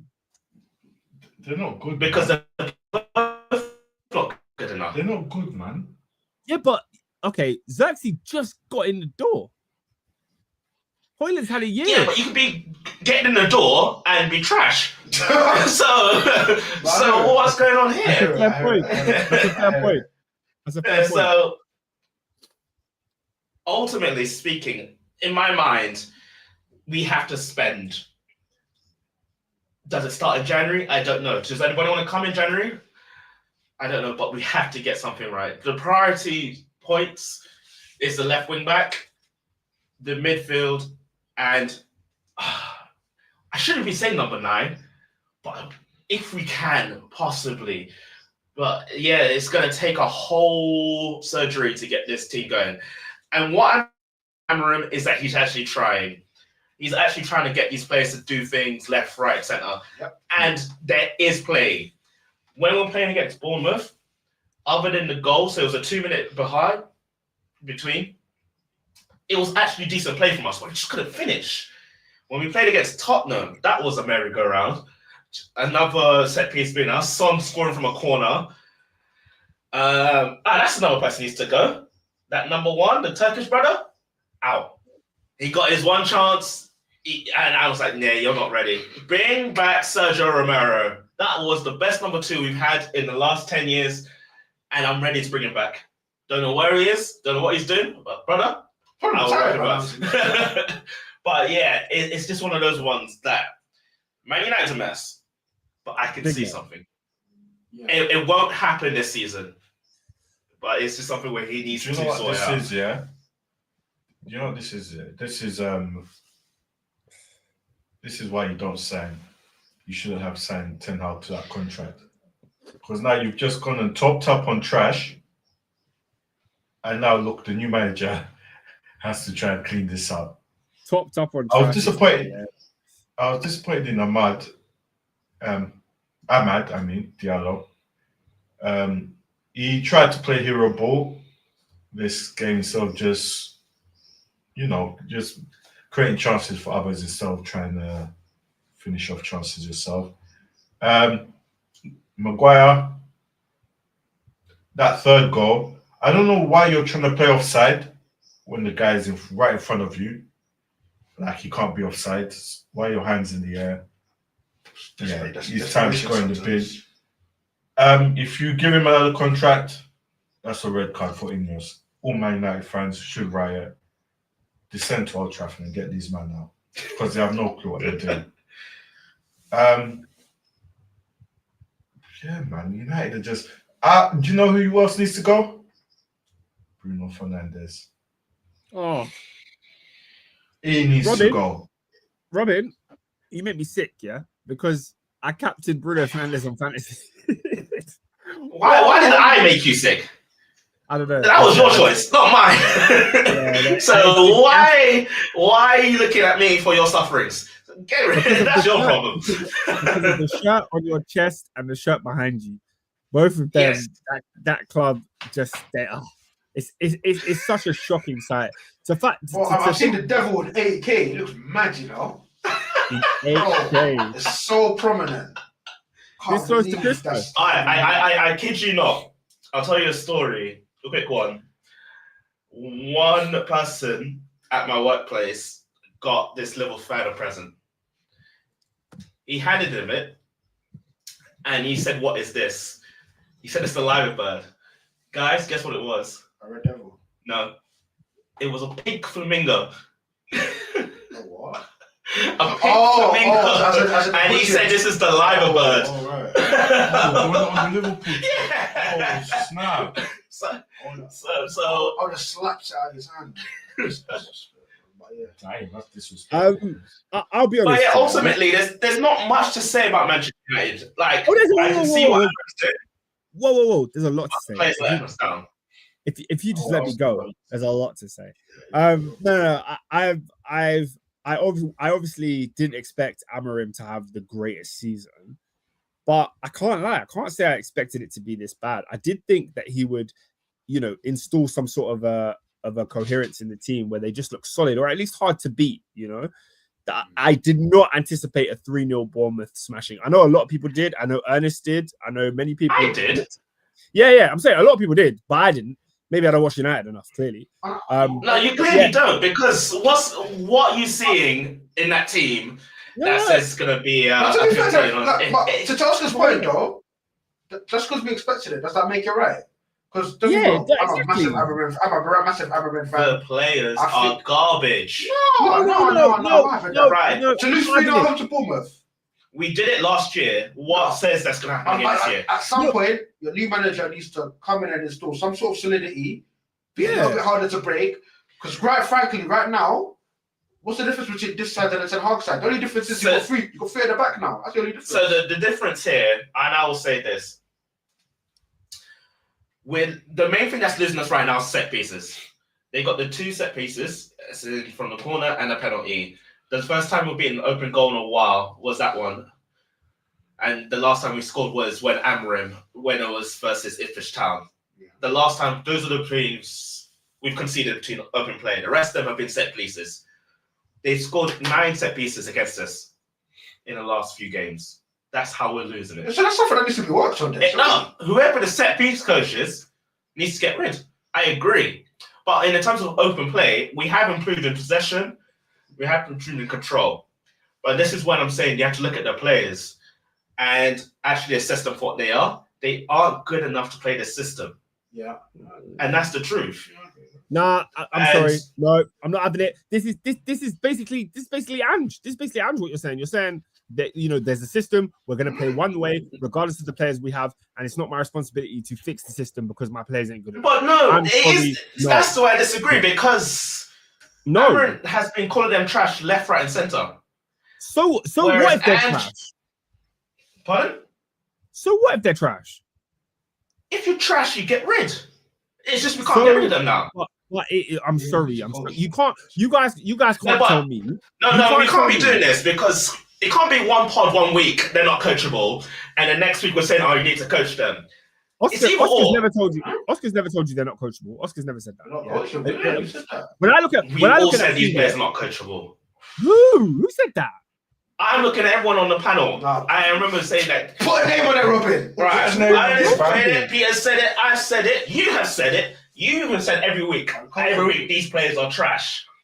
Do not come here and say, "Oh, we can coach these players." When we say get rid. No, I'm not having that. We lost 3-0 at home to Bournemouth. Correct. What was the Forest score? So it was 4-3 Tottenham. No, the Forest score. The Forest score. 3-1. 3-1. Come on, you consider 6 goals. These teams are better than us. No, I'm having that, man. What do you mean you're not having that? Why are you not having that when you've seen for the last 10 years to say that Manchester United can beat this team? No, We have been trash for 10 years. Robin, stop it. I like Stop. it. Don't give me 10 years. Don't give me 10 years. Do not give me 10 years, yeah? Okay, The facts what are do the you want, facts. 11? The facts are the facts. The facts Do you are want the facts. 7? I can give you years. Eric We can Ten be Hag. here. Eric Ten Hag Ten Hag was is a not criminal. good enough. He was not good. Okay, you just call him a criminal. He was not good enough to be the Manchester United manager. So you've got rid of him and you've replaced him with a new guy who has a system and a way of playing. And I understand that maybe that system can't be executed with the current players that are in the squad now. That does not give any excuse or any room for losing 3-0 at home to Bournemouth, and we're not going to come on this podcast and criticize how he's setting up his team. Because if you don't have the players to play that way, play a different way until you have the players. Sort it out, well, bro. bro. Where's your pride? When we see managers like Poch come in, Tottenham are running faster, Tottenham are running harder, you saw an improvement. Same way with Jurgen Klopp. You may have necessarily seen a difference, but you saw his footprint and his impacts on the side. Can we honestly say Amorim has had his impact? Don't get me wrong, I rate the guy, but I think it's fair. We can also my answer is yes. And if you actually are watching him, and I literally said earlier that we're trying to keep the shape, we're trying to improve the possession, and we're also trying to learn how this 3-4-3 works within this team, because that's his natural thing. If you can adapt it, fair enough. I will say that. But I will also say that at certain times and some things I have to look at these players and say, like, what are you doing? And we can't be going to another manager. How much been it? This is like his 6th game now. I say no. He's held a lot of beatings in 6 games. Yeah, I can't lie, man. He's Spurs, Forest, Bournemouth turning you over. That's not good. Do you know what but we can't. That's why I said we can't do this, because this all happened last year under a different manager. It's not right. I'm not saying it's right, but it doesn't mean it's like a surprise. Why is us getting pams weekly? No, but that's your fault, not mine. Why are you shocked when you do? Because it tells me you don't watch us. Robin, I expect this all the time. Whether it's a shock or not, it is unacceptable. Whether it's a shock or not. I'm not saying it is acceptable. I'm saying this is the reality. But hold on. If Spurs are getting slapped every single week, conceding 5 goals, if they get rid of Ange and they brought in the equivalent of Amorim, another manager, I don't expect them to get slapped every week like they were getting under Ange. You should surely see the errors and why. That's not how managers. Even if it's a 20% increase. I'm sorry, you expect better performances from a new manager. What I'm trying to tell you is that a better team that's come to our team, Gaff, last year as well, slapped us 3-0, sorry, have come back and done it again through 2 set pieces and actually 1 opening play goal. The difference is that we are now conceding from actually different ways. I'm not saying that we have improved drastically, but I am saying there is something and there's a plan. How that's going is due to the players, and we have to wait and see. Because the only other difference between Ange and Amorim is that Ange actually had a transfer window. Amorim's done nothing. He had to come in mid-season. He's a coach, man. So, get on with it. Yeah, but then some players are not coachable. Okay, who's not coachable, Man United? Who's not coachable? I think. Listen, I don't think it's about coaching. No, just name 2 names. Of goals. It's just It's just a manner of goals that you're consistently conceding. Yeah, like set pieces. I think the coach should be able to fix that. Whoever that is, if that's a set piece or Ruben. Apparently, we have a set piece coach. I'm not seeing it. So that comes down. If it's not the coach, then the players can't do it. Corners, it's all about Everton. Everton, like when we played them at the Emirates, we couldn't. Our set piece, whatever patterns didn't work there, because that's their bread and butter. They love defending set pieces. They weren't going to concede. These guys just seem to be Man United. You're conceding left, right, centre. Means it's personnel. You need to change it. The open play stuff and Mainu wasn't great. Bruno just had another game. Hit Bruno is bad. Yeah, no, fair enough. We're obviously, this is Top 4 Podcast, so we're obviously going to tune into Manchester United every week from now to the end of the season, and we will be updating. And I'm sorry, I don't give a monkeys about the transfer window. I need to see an improvement on this squad whilst Amorim is there. That's what I need to see. I'm telling you that there is improvement. It's not as much as people expected, but there is. No, I mean improvement in the results. No, and Oscar, and I'll say this, yeah. We saw that performance against City. It's just when I'm consistently seeing you good against the big teams, and then the dibby teams, you just I don't think they were that great against City. No, and what I mean by that is that they stuck to their task well. Like Haaland, Maguire, and whoever else was at centre back had him on lock. How can you be letting Semenyo and all these man run wild? It tells me up here, there's something not correct, mate. Yeah, man. Amorim has a big task, but he's paid big money for that big task. So figure it out. He's got fixed in it. 100%. Season 7 says the inconsistency should have been expected, to be honest. I mean, come and on. the manager has said this. He said, look, there's going to be L's and stuff coming. Absolutely. So you need to just relax here. This is all expected. Oh, and we'll go from there. And it also says it's been the same since Eric Ten Hag. I'm assuming that's about the inconsistencies, which is fair. I think I expected to see a new flavor of United under Amorim, and it doesn't really feel that way. Assad says they're just an average side. No more to be said about Man United. Please look at their next 5 games. They're cooked. Let me pull up those next 5 games, Robin. Unless you have them to hand already. I think we got Liverpool next Sunday. Swear. We got Newcastle on Monday. Wait. Let's go in chronological order because I think it's easy from there. Obviously, Arsenal and FA Cup. Wait. Let me start with Boxing Day. You've got Wolves away. Wolves now under their new manager. Guess what? They got a win on the weekend. They got a win on the weekend under their new manager.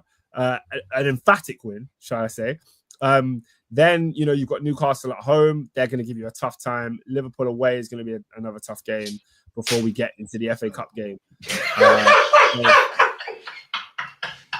What's happened? Hey, he said, "Where's his belt?" Whose belt? Adrian's saying, "Where's his belt?" I don't understand what you mean. Please demonstrate what you did, man. We're gonna beat them to within an inch of their lives on that day. It's gonna be a massacre. Sorry, I was looking at the screen. I didn't see you gesturing. But yeah, Season 10 says if you are athletic, tenacious, agile, and energetic, you will beat Manchester United because we're none of those things. You can't improve fundamentals in 5 weeks. There you go. Yeah. Endo says we're genuinely hitting United for 7 again.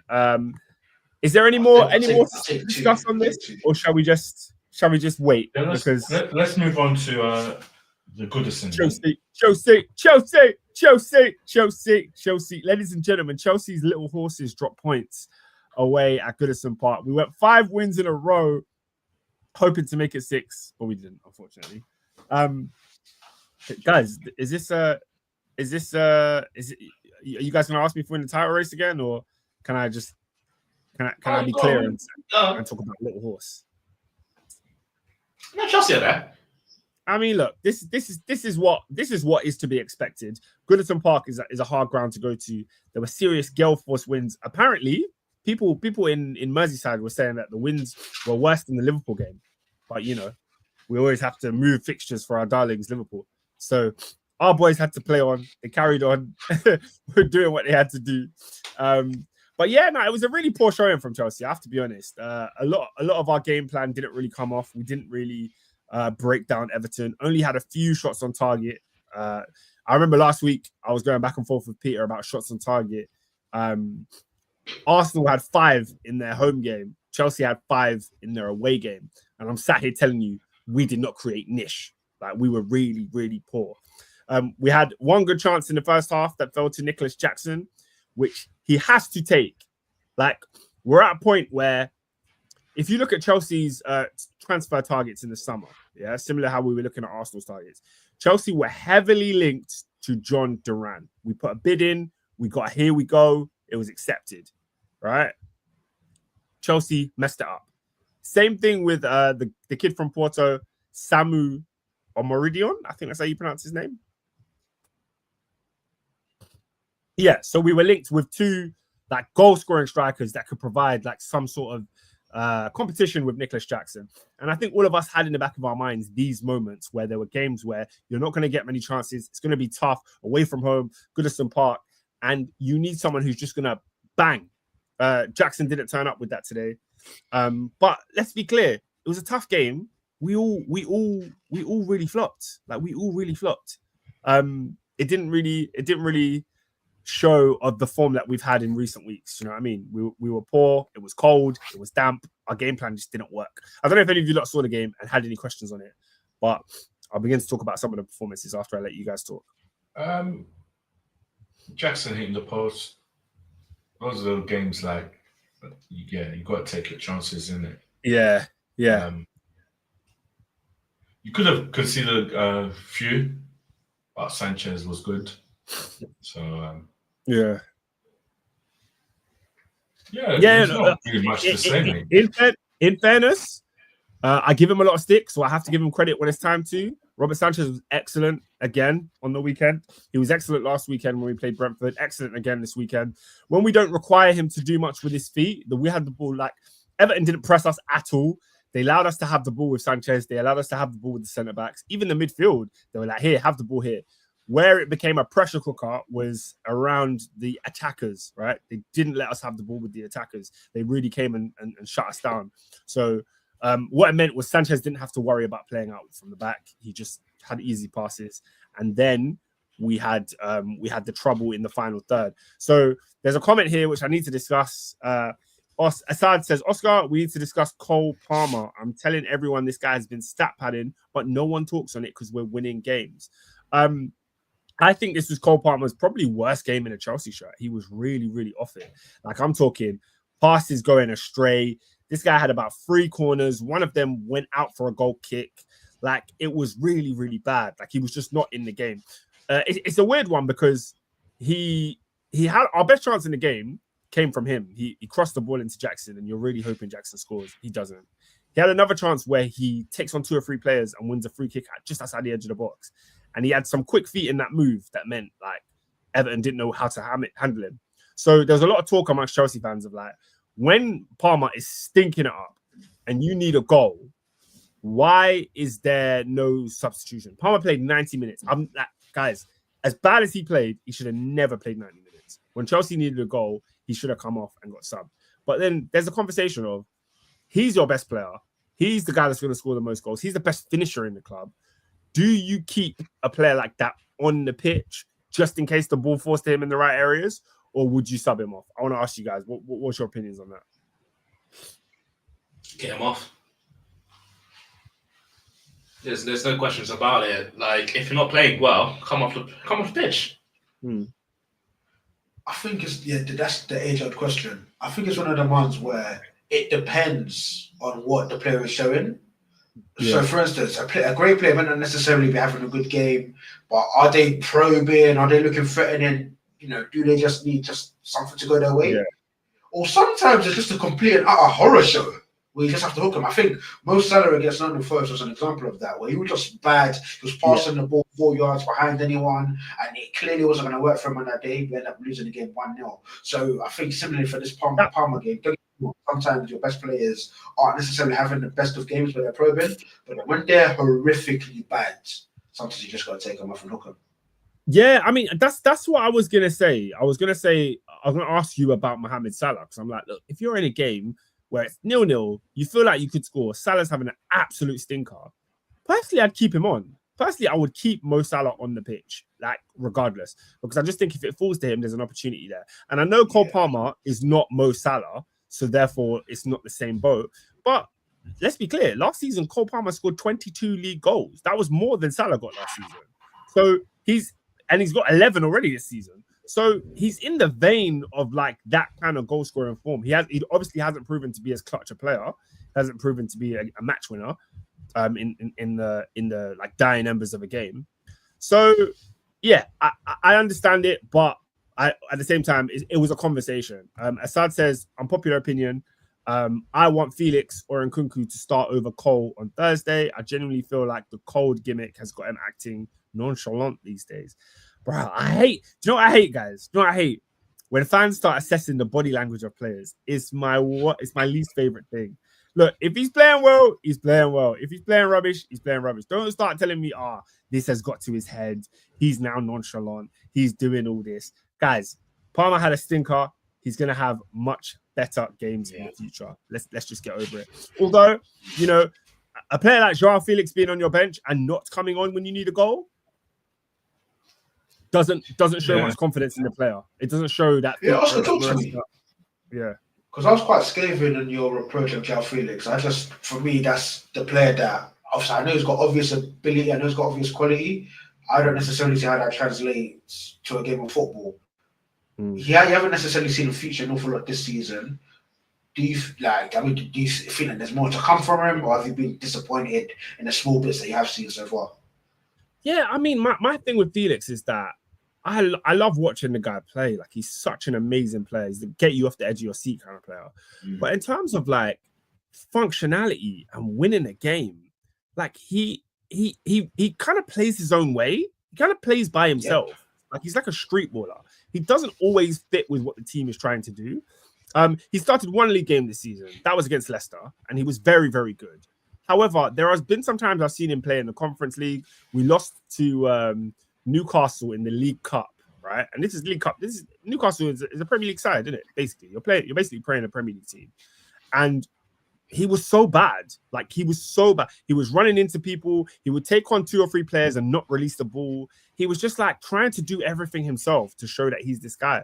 And not to say he doesn't have the quality, because he definitely does. He has the quality to beat players on the turn. He has the quality to shoot the ball, ping it top right corner.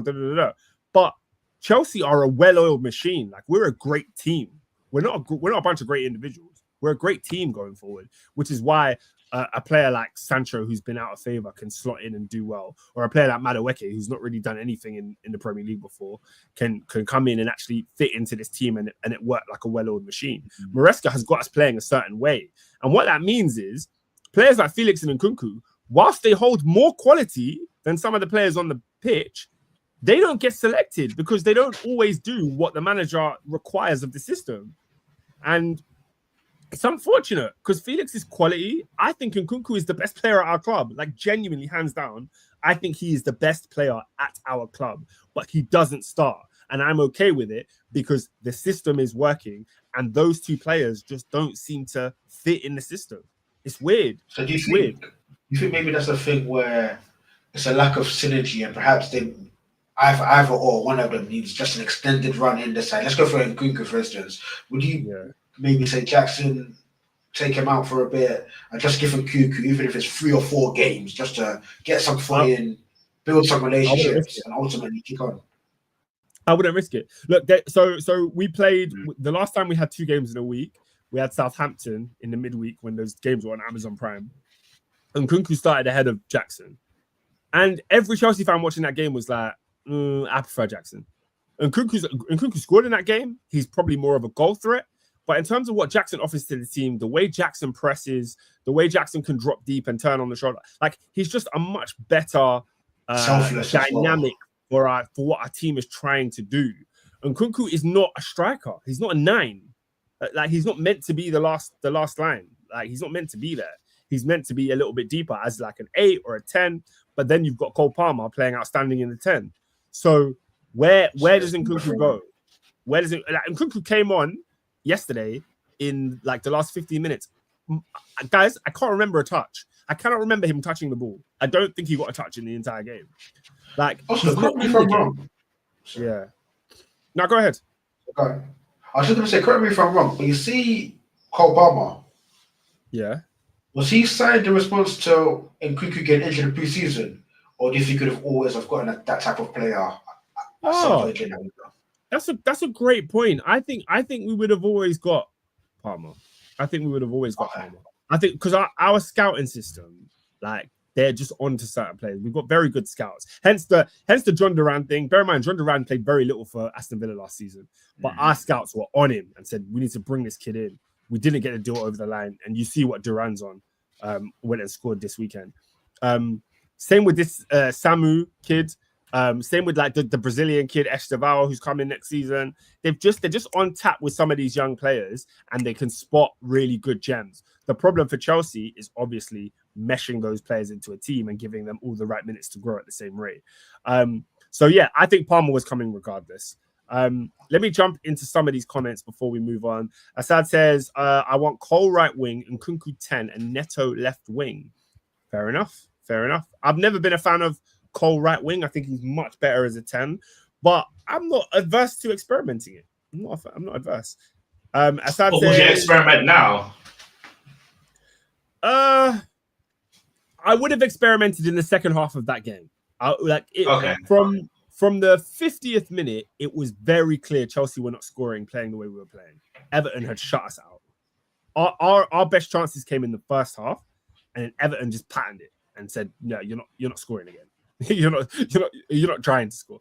So for me and for most people watching, it was like, yeah, we're just beating a dead horse trying to play the same way. Let's switch it up, like switch up the tactic, do something different. And Maresca didn't do that. Yeah, Maresca didn't shuffle enough. Assad said, this guy's talking about Nkunku's cameo, but not that Nigerian brother stinky cameo. Wallahi, I hate Madueke. Listen. Madueke had a poor cameo. Like, it was a struggle to get up to the pace of the game. Your comments on Madueke last week, they weren't that strong because he got an assist against Brentford.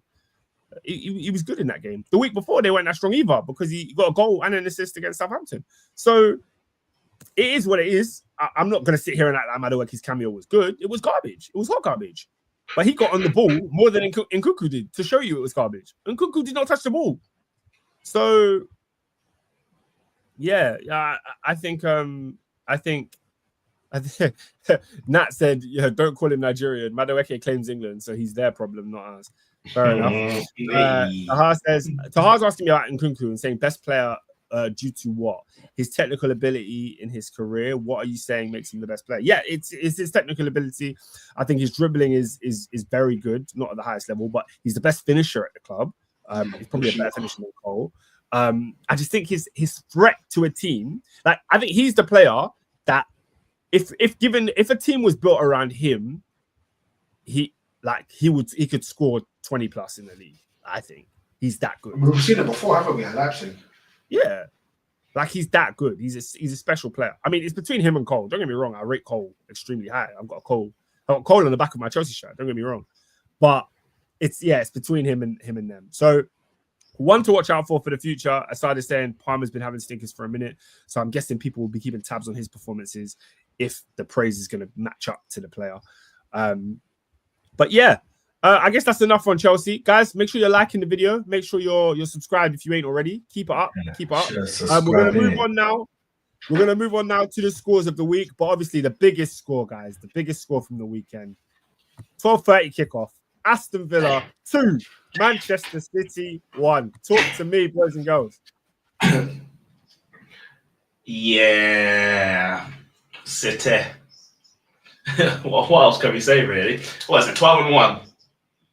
Really? That bad? Any other manager, I think, will get the sack. But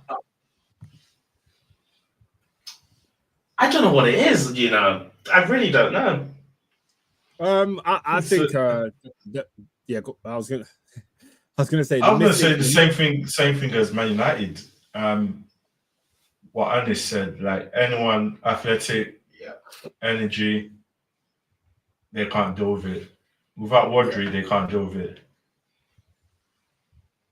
Yeah, that's what man. I think Onana was sort of imposing themselves. And there was literally times where Morgan Rogers was picking up the ball and just beating one, beating two, beating three, and they had no answer for it. They had no answer for that physicality. They had no answer for that threat behind.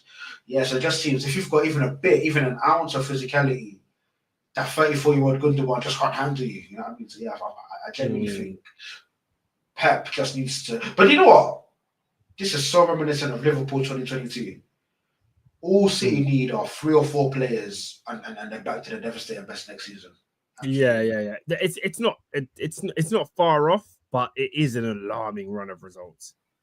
It is an alarming run of results. Like it's bad. It's bad. Any thoughts on Villa? Like Villa look good again. I feel like they've really been crippled by Champions League this year. They've got a good squad. They've got a good manager, but they can't keep up winning on both fronts. And they're in the top. I think they're in the top 5 of that Champions League group, but they're not.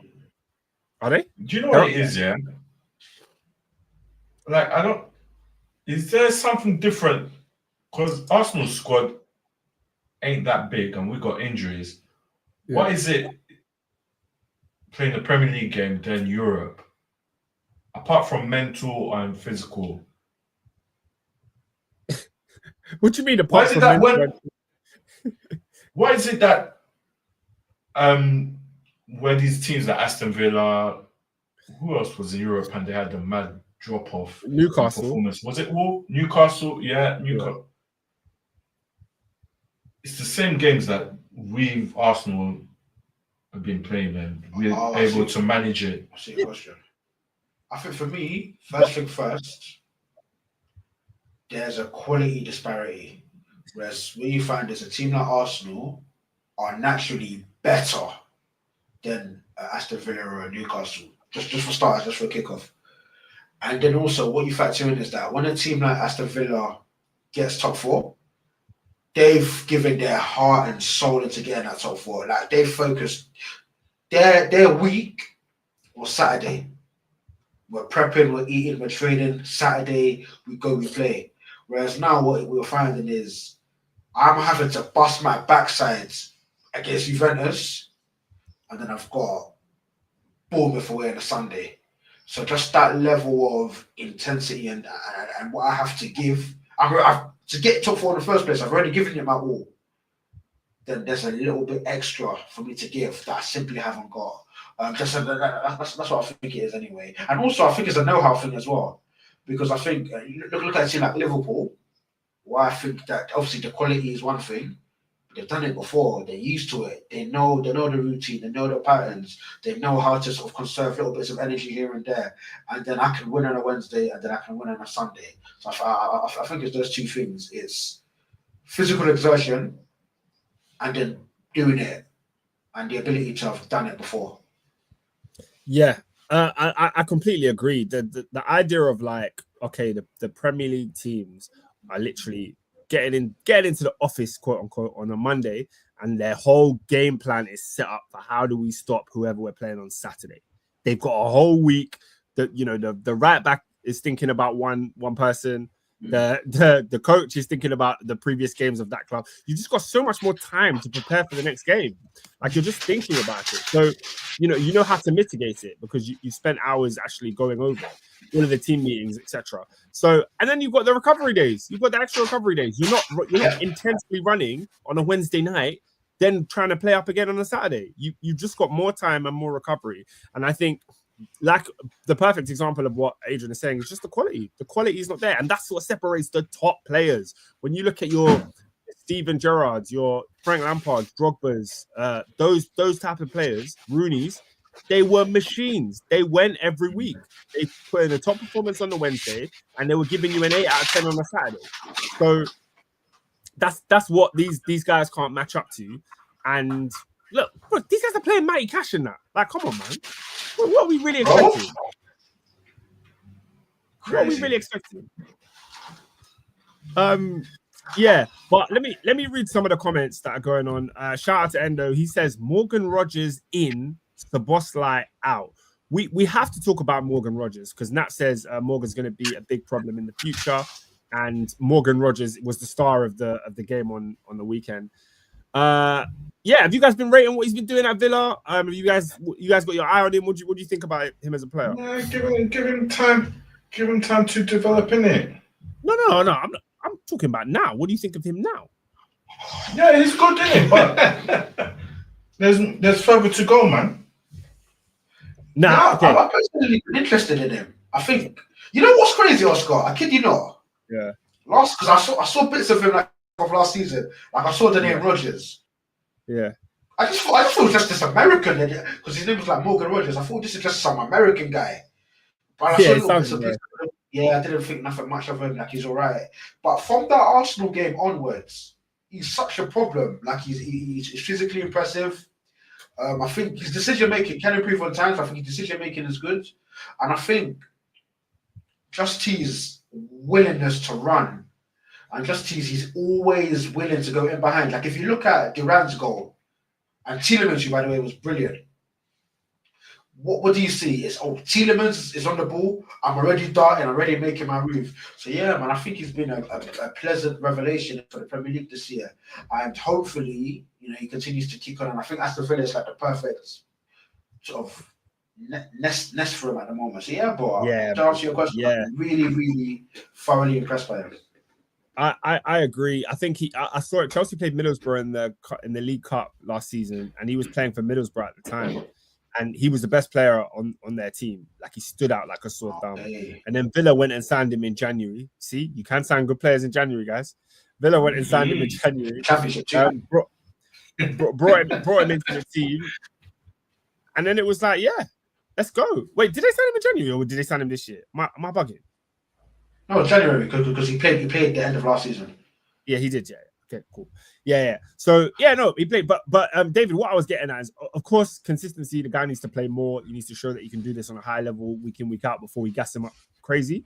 But the profile of the player, it's the player I love. Me, I love number 10s. I love creative players. But not only is he creative, he's got the burst of pace to take the ball around the player. He's strong. He's quick. Like there's so much about his game that I just like. And when he gets in the box, he's not gun shy. He'll shoot. He'll crack a shot when he gets the opportunity. So again, another one from the Manchester City Academy that's been let go. So big up Morgan Rogers. I'm looking forward to seeing more from him. Assad says he had the whole Arsenal midfield on strings. All right, I'm going to move into the rest. Wow, this is something. Yeah, I'm going to move into the rest of the fixtures from the week, and then you can stop me if anything's interesting. Brentford 0. Nottingham Forest 2. Forest keep their place in the top 4. Anything on Forest? Nah, man. Let them keep going, man. Yeah. Guys, that's a big win. The race for top 4 is wide open. I don't know who's finishing 4th. Yeah, but Forest. Yeah. I think this might be premature because obviously we're not even halfway yet. But if I'm a Forest fan, I'd be gutted if I'm not in Europe. I'm not saying Champions League. Conference League, Europa, whatever it is, I'd be gutted if we weren't in the top. If we weren't playing Europe next season, personally. I don't even think that's premature. I think that's how they should feel.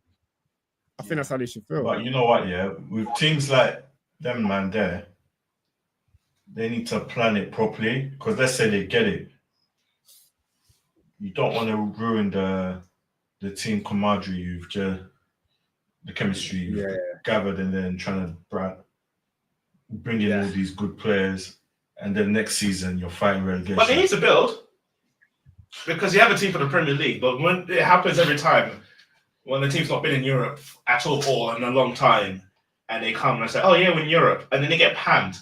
Yeah. But Robin, let's be clear. And also, David, do you know what's funny? You know what you're saying? Forest shouldn't be doing. That's what they've been doing. That's true. Did you remember the first year they signed like 16 man? Then last year they signed some players, and then this year they've obviously signed players, and it's almost like it's like a Chelsea thing. Where it's like if I sign 30 players, 8 of them might be decent, and then what you start to think is like, hang on a minute, now start to add bits of quality like Milivojevic, obviously Chris Woods who they brought in, and I think Oscar, me and you, we sort of marveled at that attacking little. Trio of was it Hudson-Odoi, Elanga, and Morgan Gibbs-White. Yeah. Also, they've also added Elliot Anderson to that as well. That little mix. He's a tiny little player. So I actually think that Europe might actually help them because it's I can't lie. also they've got Eddie in as well. So They've got bare players, and they're not shy to spend either. So I would love to see them in Europe, maybe Conference League, like, because they don't need to be back in the Europa. I tell you what, they could win a conference, couldn't they? Yeah, they can murder teams. This team is very good. So West Ham won it. I think Villa went to like a semi. Chelsea are going to move up to it. So we've got power in that competition. Yeah.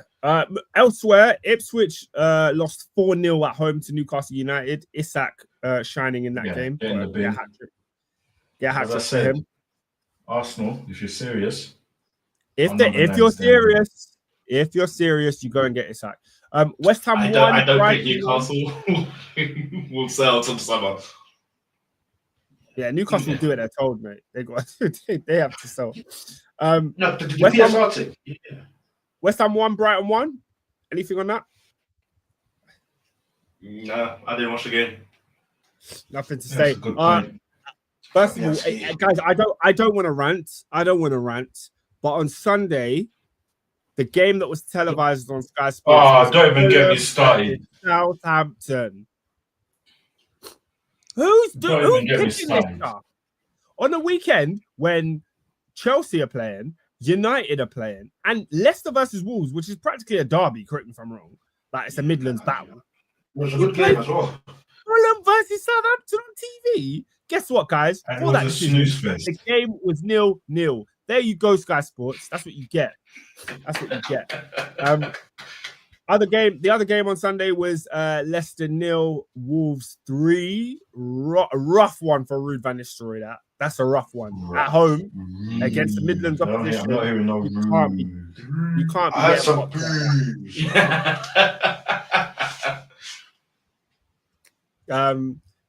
But that is this week's fixtures. We've covered all of them. Let me read a couple comments before we get into the awards and wrap this up. Endo said, funnily enough, Forest host Spurs on Boxing Day. Can't wait for Nuno to get his get back. Yeah. Big up. Isak is the best striker in Europe. I don't care what anyone says. Assad says he's worth 120 million euros or pounds or whatever that is. Hey, Oscar, yeah? Yeah. Is this gonna be another Van Dijk for me? Where I've been screaming Van Dijk since Celtic, and then one of you lot come and get him. I can see Chelsea signing Isak. I don't think Chelsea would go for Isak just because of I don't see us buying big money players as much as we used to, and also Isak is quite similar to Jackson. They're not like obviously the quality. No, of course the quality is, but the thing is, I don't think Chelsea want to upgrade on Jackson. I think Chelsea want a different type of striker. Hence the Duran links. You know what I'm saying? Yeah, hence the Duran links. Assad says, why are there so many games on Sundays nowadays? I remember when we had 7 games on a Saturday and 2 on a Sunday, 1 on a Monday. I think it's because there's so many of us in Europe now, isn't it? Is that why? Yep. There's an extra Carabao Cup as well. There's an extra European team. There was Carabao Cup this week. I can't say I'm a fan of it. It was almost 50-50 this weekend. Half the games were on Sunday. Yeah, more or less. Okay. Who is player? Oh no. How do we normally do this? What's the order? What goes first? The week. Who's player of the week, guys? Who's player of the week? There's only one man, mate. There's only one man. Who? His name is Jesus. Oh, I don't know, man. I want to give it to Morgan. He scored a hat-trick in the week. Yeah. Yeah. We're not doing them League Cup add-ins. Yeah, that's league. Are we doing that?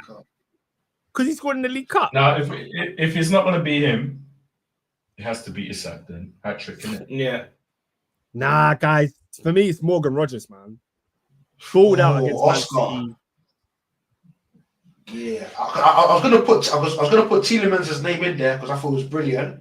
But after the Rodgers bit, maybe I'm biased because I watched that game, so I saw how good Rodgers was. I didn't watch the Isak game, so I can't speak. But my vote is for Morgan Rogers. Adrian, who you voted for? Oh, we can give it to Mo Salah. Mo Salah. Yeah. Oh yeah, Salah. Adrian, you not voting for your boy? Can't give it to Salah. You know, Salah's almost becoming a victim of his own success. I just thought just another day at the office. I actually walked away from that game feeling slightly disappointed. Because I'm like, Yeah. I thought Salah could have left it for a hat trick easily. I agree. Also, It felt like guys- another day. It felt like another day at the office for Liverpool. It didn't feel like, wow, this is an amazing Salah performance. Whereas Isak and Morgan Rogers, I think they were exceptional. Yeah, vote, guys. Come on, I need votes. Yeah, I'll join you. I'll join you on Morgan Rogers. Shout out to Yuri Tillemans, and hopefully supposed like a kick on as well. But yeah, Morgan Rogers. Shabarsla. David? If it's not Gabby Jesus, I'm gonna agree on a hat trick hero. Alexander Isak from Halsden. It's not Swedish. I don't believe it. All right, I'll just go with Morgan Rogers then, isn't it? Morgan Rogers is your player of the week. Guys, who is team of the week? I think Oh, it's a bit of a difficult one here. I think Newcastle could be a shout. I mean, they absolutely Because Liverpool scored 6, but they conceded 3. I can't lie. I'm I not think giving it. Spurs were the worst team of the week. Yeah, I'm not giving it to Liverpool. I didn't even give it to Wolves before them. Wolves won 3-0. Arsenal did score 5. Arsenal did slap Palace. Yeah, tempted. No, I'll go to Aston Villa, mate. Okay, David's gone Villa. Adrian, where you going? That's interesting. I was going to go Bournemouth. Actually, yeah, Bournemouth. I changed my mind. Bournemouth. Wait, what was the Cherries. score? 3-0. Oh, Beat against United United. 3-0. Yeah, definitely Bournemouth. Definitely Bournemouth.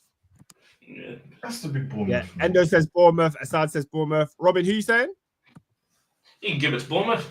That's a full house, ladies and gentlemen. That's a full house. All right, who is goal of the week? Goal. What is goal of the week? Oh, who scored a banger? I'm trying to remember now. Who scored an absolute lethal one? I got 2. Go on. I thought Declan Rice. Yeah. Actually, no. I think my one was Declan Rice, but I did like what's that Wolves player's name? I did like Guedes' finish as well, but I got Declan Rice. That's I excellent. thought Guedes had a good finish. I hate to. I sound like I'm being a fanboy now, but I really loved Morgan Rogers' goal. Like the Morgan team play Rogers' was goal. I was gonna go. Yeah, winning the ball back, beating a few players, laying it off, getting it back, and then just slotting it in the corner. That's goal of the week. Nah, that was gonna be my goal of the week. It's poetic. Yeah. It's quite poetic.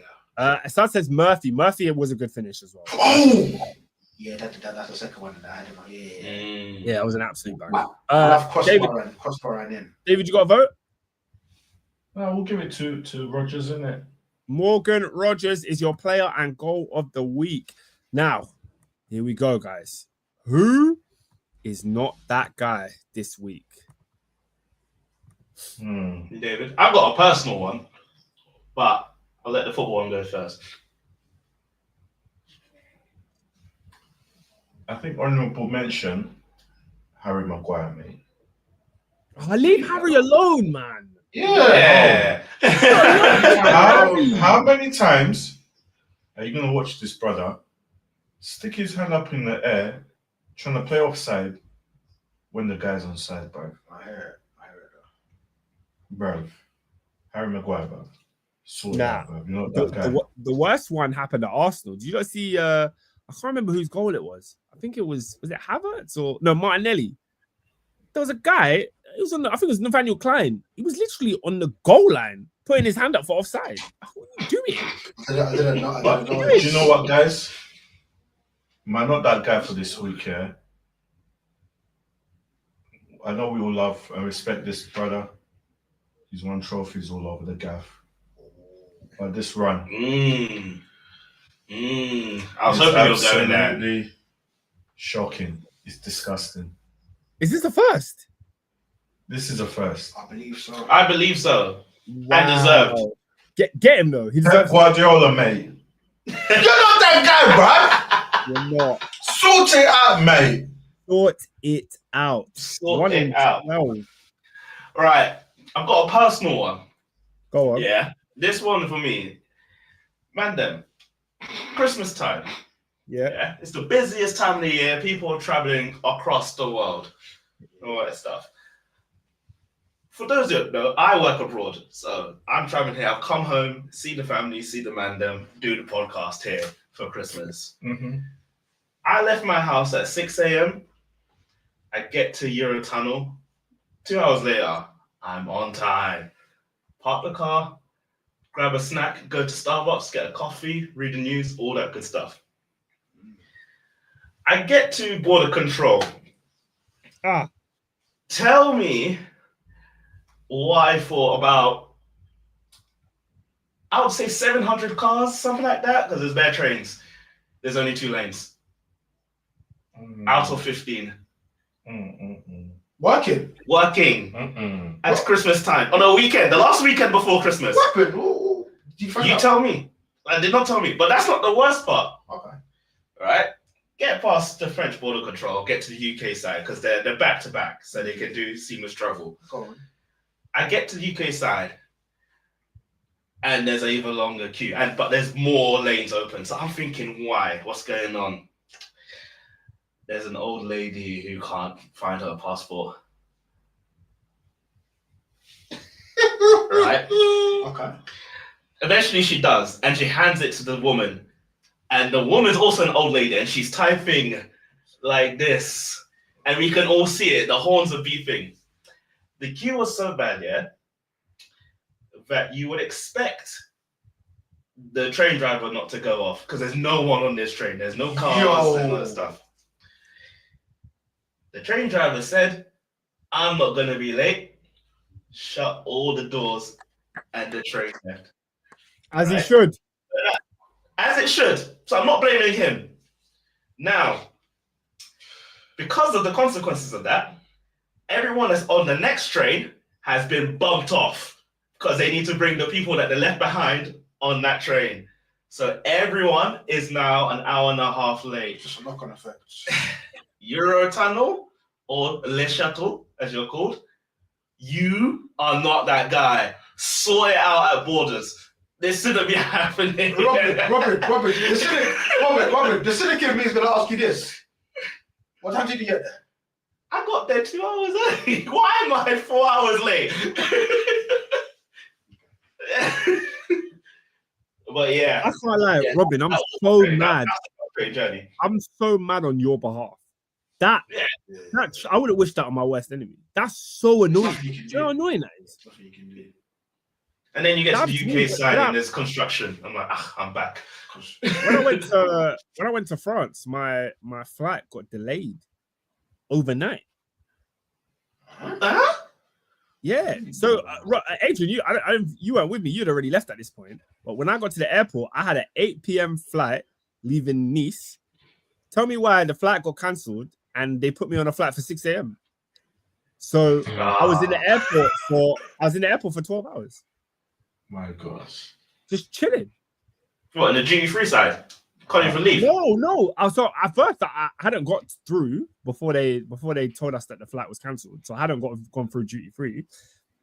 But then I didn't have enough time. I couldn't leave to come back. Because how was I going to get back there for 6? It was crazy. Listen. Endo said I'm a victim, but guess what? I got my compensation. So you're damn right. You're damn right. Get your compensation. How much was it? Price of the ticket? Yeah, price of the ticket. It was just a little bit more than the ticket because they paid for. So basically, they told us that you had to keep your receipts of what you bought for like food and stuff. So all the food that I bought, they paid that back as well. You know, Oscar was going. You're going crazy with it. You was going XXL, bro. The thing is, I wasn't even going brazy with it because this is just a woman told me they would do this. A woman at the desk was like, they'll pay for everything, and I was like, I just bought what I would regularly buy, and then I'm not going to see the money for. I didn't see the money for like 2 months after. So it's a free flight eventually. It was an L for sure. That said, if we are talking Europe, a return flight from Shipnol Airport is a myth, always delayed no matter what. Who's going to Shipnol? Yeah. Schiphol. You lot that have money, yeah? What's that? Amsterdam Airport. Oh, Yeah, okay. that's I've never that been to shit. Dam, you know. I've never been Dam. That's a crazy stat. I'm uncultured Um, swine. Ladies and gentlemen, Hey, that's a good place. I'm gonna before we get up out of here, I'm gonna read some Boxing Day fixtures. I'm guessing, guys, we're just doing our next pod on Monday, right? Yeah. I will not be, because I will be at Old Trafford, boys. I will be there 8 p.m. Manchester United versus Newcastle. Man like Gunter, you know. Yeah. Make sure you bring a raincoat and some You're getting popped. rat poison, I guess. Yeah, probably. You know. Let me read out the fixtures. We're not going to do predictions, but you can just say what you think about the fixtures. Man City 12:30 hosting Everton.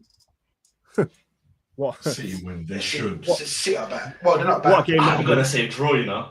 I'm gonna say draw. Next game is Bournemouth versus Palace. Snooze first. Yeah. Snooze first. Guys, on Boxing Day, Oscar will be back at Stamford Bridge for Chelsea versus Fulham, the West London derby. Good game. Yeah, good game, man. Good game. I'm hoping we can get 3 points, but it's going to be tough. Newcastle host Aston Villa. That's another cracking game. Oh, I wish I could watch that. Lovely game. Yeah, I wish I could watch that, but obviously we're busy. Nottingham Forest versus Spurs, guys. These tasty games. These are tasty games of football. Southampton hosting West Ham. That's the final 3 p.m. kickoff, and then at 5:30, Wolves versus Manchester United. New managers going head to head in that one. On Amazon Prime. Every game is on Amazon Prime on Boxing Day. And the final game of Boxing Day is Liverpool hosting Leicester City. Rude comes to Anfield. Where's Arsenal, Blood? Oh, my bad. I was only doing Boxing Day. Sorry. Arsenal, the precious Arsenal, play on Friday, the 27th of December, the day after Boxing Day, and they host Ipswich at the Emirates. And the other game that day is Brighton versus Brentford. So that's it. There you have it, lads. Any final Merry comments? Christmas. Guys, People... comment down below what you think of the studio, the setup. How does it look? Are you a fan of it? We're probably going to be doing more pods in the studio. Yeah, it'll be more pods. It won't be every week. We're still getting there, but it's something we'll try. Yeah, we want to give you more content where we're all in the same room, so you can see the banter probably flying a little bit more clearer. But yeah, thank you for all of you guys that have been rocking with us this year. We're wishing you a very, very Merry Christmas. Enjoy, spend time with your families, eat good food, and God bless. Hey, God bless. send me some food, man. That biryani, mate. Some chicken biryani. Endo says, when you next back? I think our next pod will be Monday the 30th. So we're going to miss the Boxing Day games, but we'll be back on the 30th. On that day, Man United are playing Newcastle, so that's live. Ipswich, I'll be live in the flesh.